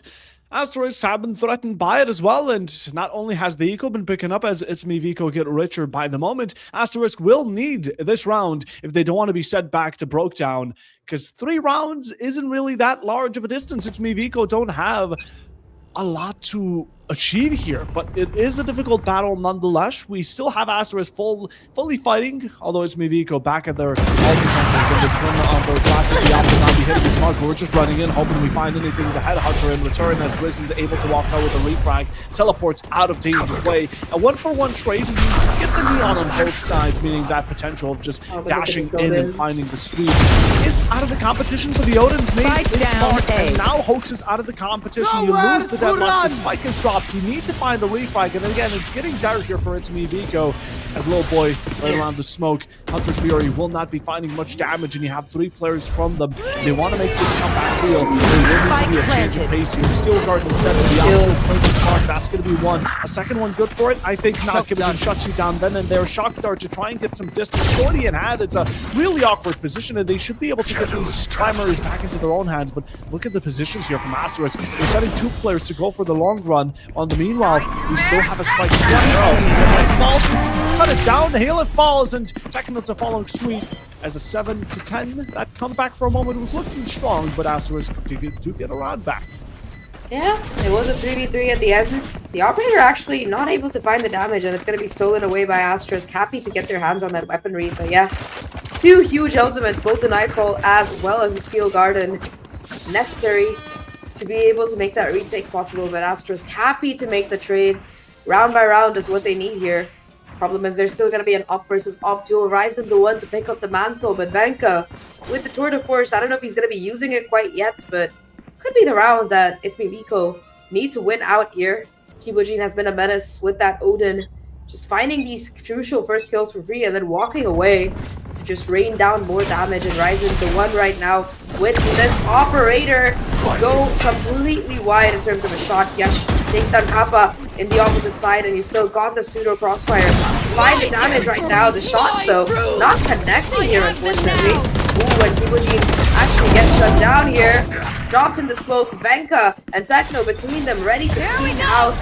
2 players though still left on the other side of City. Yash the one to go forward here to try and find the kill. But yeah, the rest of this side of ItsMeViko. Oof, Helif actually finds that kill. ItsMeViko now the ones with the advantage. Here comes the Viper. Gets taken down as well. Helif single-handedly holding down the fort, and ItsMeViko should get an 8 round unless, of course, some kind of magic comes through from the Vice. Caramel now standing between Vico and their 8th round. to once more have the deficit between these two teams be only a 3. But the plan hasn't gone down yet. They're still trying to play it safe, and even rotating towards this B is going to be an extremely smart move as the VALORANT has been distracted ahead. kind of switch positions with the enemy team. 30 seconds Now the left. plan going down should be able to confirm where the last few stand. But Asterisk, planted. considering they don't want to drop their economy too far and want to keep that gun in their own pocket for the next round, the VALORANT's best choice is to kind of clear out anyone that might be roaming around this A side, which isn't the case, and stick yourself to being as safe as you can. Caramel also denying any entry on towards A because, again, Hoax looking out for the opportunity to kill an Asterisk player so they can really have them in a rough end of the economical state. But I don't think it's going to be happening, although Hoax is closing in. So, again, I don't think Caramel has a clue about it. They're sitting over here on elbow.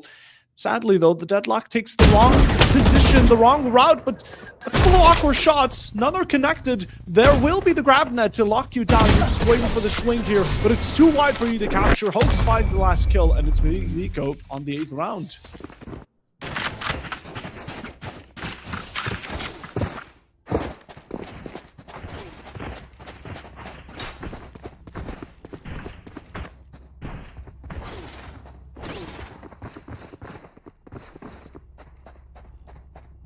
Rough spot.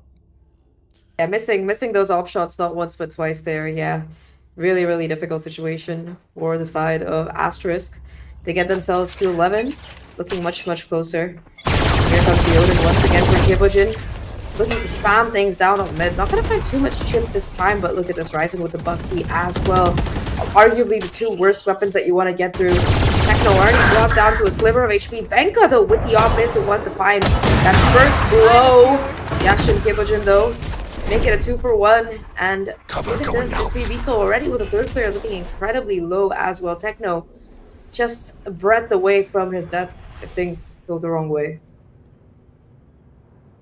Now 4 here for Asterisk again. The charge has been led forward. Ryzen on that Bucky could deal damage, but just steps away from him in an extremely strong position. Kind of a risky one. The Classic here should be able to take it, but Techno just finds the instant headshot before Risk is set down. A smoke onto himself, but pushes forward, and Ryzen's able to pick up an upgrade on the gun. Again, we still have that one-man lead. The plant might be going down, but with Ryzen off that Bucky, he's now set limitations aside and should be able to fight a bit more evenly towards the last two on Viko as the Prowler sent forward for information. He's taken out, and a shot looking to claim a bit of damage. None has been found, and Asterisk are getting pushed back very uncomfortably. A 2v1 here onto Yash could be actually capitalized upon. No shots are found. Helif turns it into a 2v2 situation now. You have to start considering that clock is against you. Ryzen with a good pixel shot onto Halef to find the wallbang headshot. Now down to Hoax, who should just stick back, maybe try and waste out the time as much as he can, bait out these players. You have a good sight line onto the spike, and even though the smoke is there, let's have to bait him out. Oh my god. Click, but a spray transfer won't find itself. The spike might be counted, but no time. Yeah, there is just enough. Painful for the Thrifty to be the end. And Asterisk, they get the 2v1 conversion in the end. A little bit close for comfort. A nice try from Hoax there. They are the ones to get to match point in the beginning. For a second, it looked like Hoax might have been able to do it. But yeah, a little bit too much for him to bite off here. And match point here for Asterisk as they keep themselves alive in the series. 1 round away from pushing us to that map number 4. Still going to be an economy available here for the side of ItsMeViko. Got a couple of ults as well. But yeah, I think it's still going to be very difficult. Helif, of course, could try to find an early pick with that Asterisk, but so far it's been Venka who's just been a menace, pushing forward consistently and yeah, triggering the wall once again and being able to get out. Look at this though, Yash going forward once again. This time the punish there from Helif, and yeah, the opening kill towards mid, this time going in the way of ItsMeViko. That patience being rewarded. Heavily rewarded at it.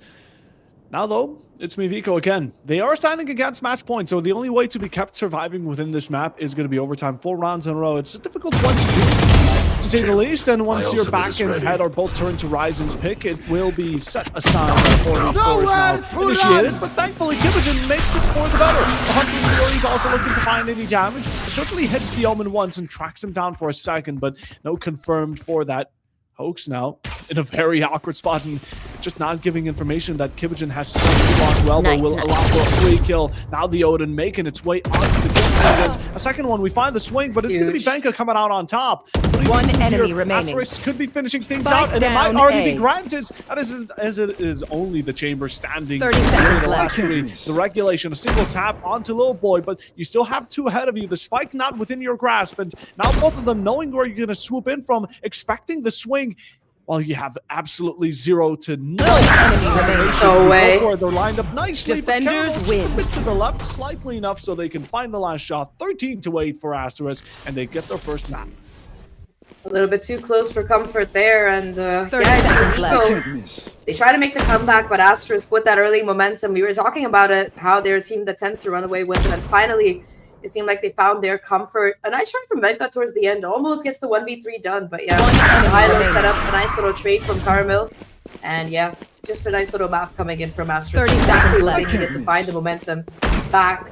Problem now is, though, that the next map is ItsMeViko's pick of Split, a map that tends to be very back and forth in a lot of ways, and a map that really tends to favor defense if it's strong, and I think so incredible defensive rounds come out of this team, so remains to be seen how much further they can go here, but at least for the beginning, Asterisk, they're going to breathe a sigh of relief. It's not going to be a 3-0. They have a chance to make the reverse sweep. They have a chance to make a comeback right now, and yeah, it's not over yet here at the Pulsar X Waimers Showdown. You've still got a couple of games, hopefully, if not 2 maps, then at least 1 to come up. And yeah, I mean, just exactly what they needed, like in terms of momentum, in terms of them being able to recover their mental. This was a really great map coming out of the side of Asterisk. Yeah, 100%. Asterisk really showed that again. They do deserve to be in the grand final. They're not out of the competition yet. Even though the first map was a rough result, in the end, they have just woken up right now. They put on their glasses. They're ready to actually kick back once more. And this is a good map to pro, right? On Road, we've seen the good results. And even though if ItsMeViko did their own research on how that went, Asterisk still proved to be the better team on this map. And, well, going into the next one, it's going to be certainly exciting to see if we can have the decider show us about. But let's go to the team summary, as again, we want to see the numbers, we want to see the stats, and we want to see also the MVPs from each of these teams. 12 first kills by IVK, while Asterisk had 9, although the result a bit more different. Post plants, again, Asterisk had more opportunities on that attack, and they showed it, but clutches wise, again, IVK were really handing them to them. Yeah, too many 1v2s or 1v3s that just should have been closed out here for IVK, but Asterisk the ones to be able to win it out. 2 of them as well. Both players were like 1 bullet with literally anything. A classic, a stinger, a vandal. It doesn't matter. Like 1 bullet in the foot, you're going to die. And they still were able to close out those clutches, those 1v2s. So yeah, very convincing match coming in from Asterisk. They look so much more confident. They look so much better in terms of positioning. And yeah, IVK, for the first time today, look to be the ones on the back foot since the very beginning. A little bit difficult for them, but they still do have that extra map lead, and now we're going to be heading over to their territory of Split. Let's take a look at the kill leaderboard to see who is going to be the one to come out on top. And I mean, yeah, Kibojin, he was the MVP there. The last time they played Corona as well, just consistently raining down fire with that Odin and finding those trades. But I think for me, at least, the standout player here was Caramel on this map. So many rounds, it was just him coming out as the hero on top. And it was a nice try from Venka, but yeah, a little bit more of a quieter map individually from IVK. They just didn't have the same heroics as the last time, and this time it was Asterisk the one to come out on top with the heroics. Yeah, 100%. Even though Venko was again toe-to-toe with Kibojin, who was the rest of the team that sadly could not follow suit. And we have ourselves a 13-8. A bit more team consistency from Asterisk. And let's take a look at the MVP. Without a doubt, Kibojin, 296, almost reaching the 300 mark and a 1.4 KD. 21 kills. Again, with the rounds we had, it was definitely something Asterisk needed. A bit of a spearhead of the charge. And this Fade did a phenomenal job. The Nightfalls were very influential too. Again, with bringing a lot of these gunfights to be more Asterisk-sided, but in general, deserved MVP. And Kibojin, again, throughout the entirety of today, up until now, still extremely consistent.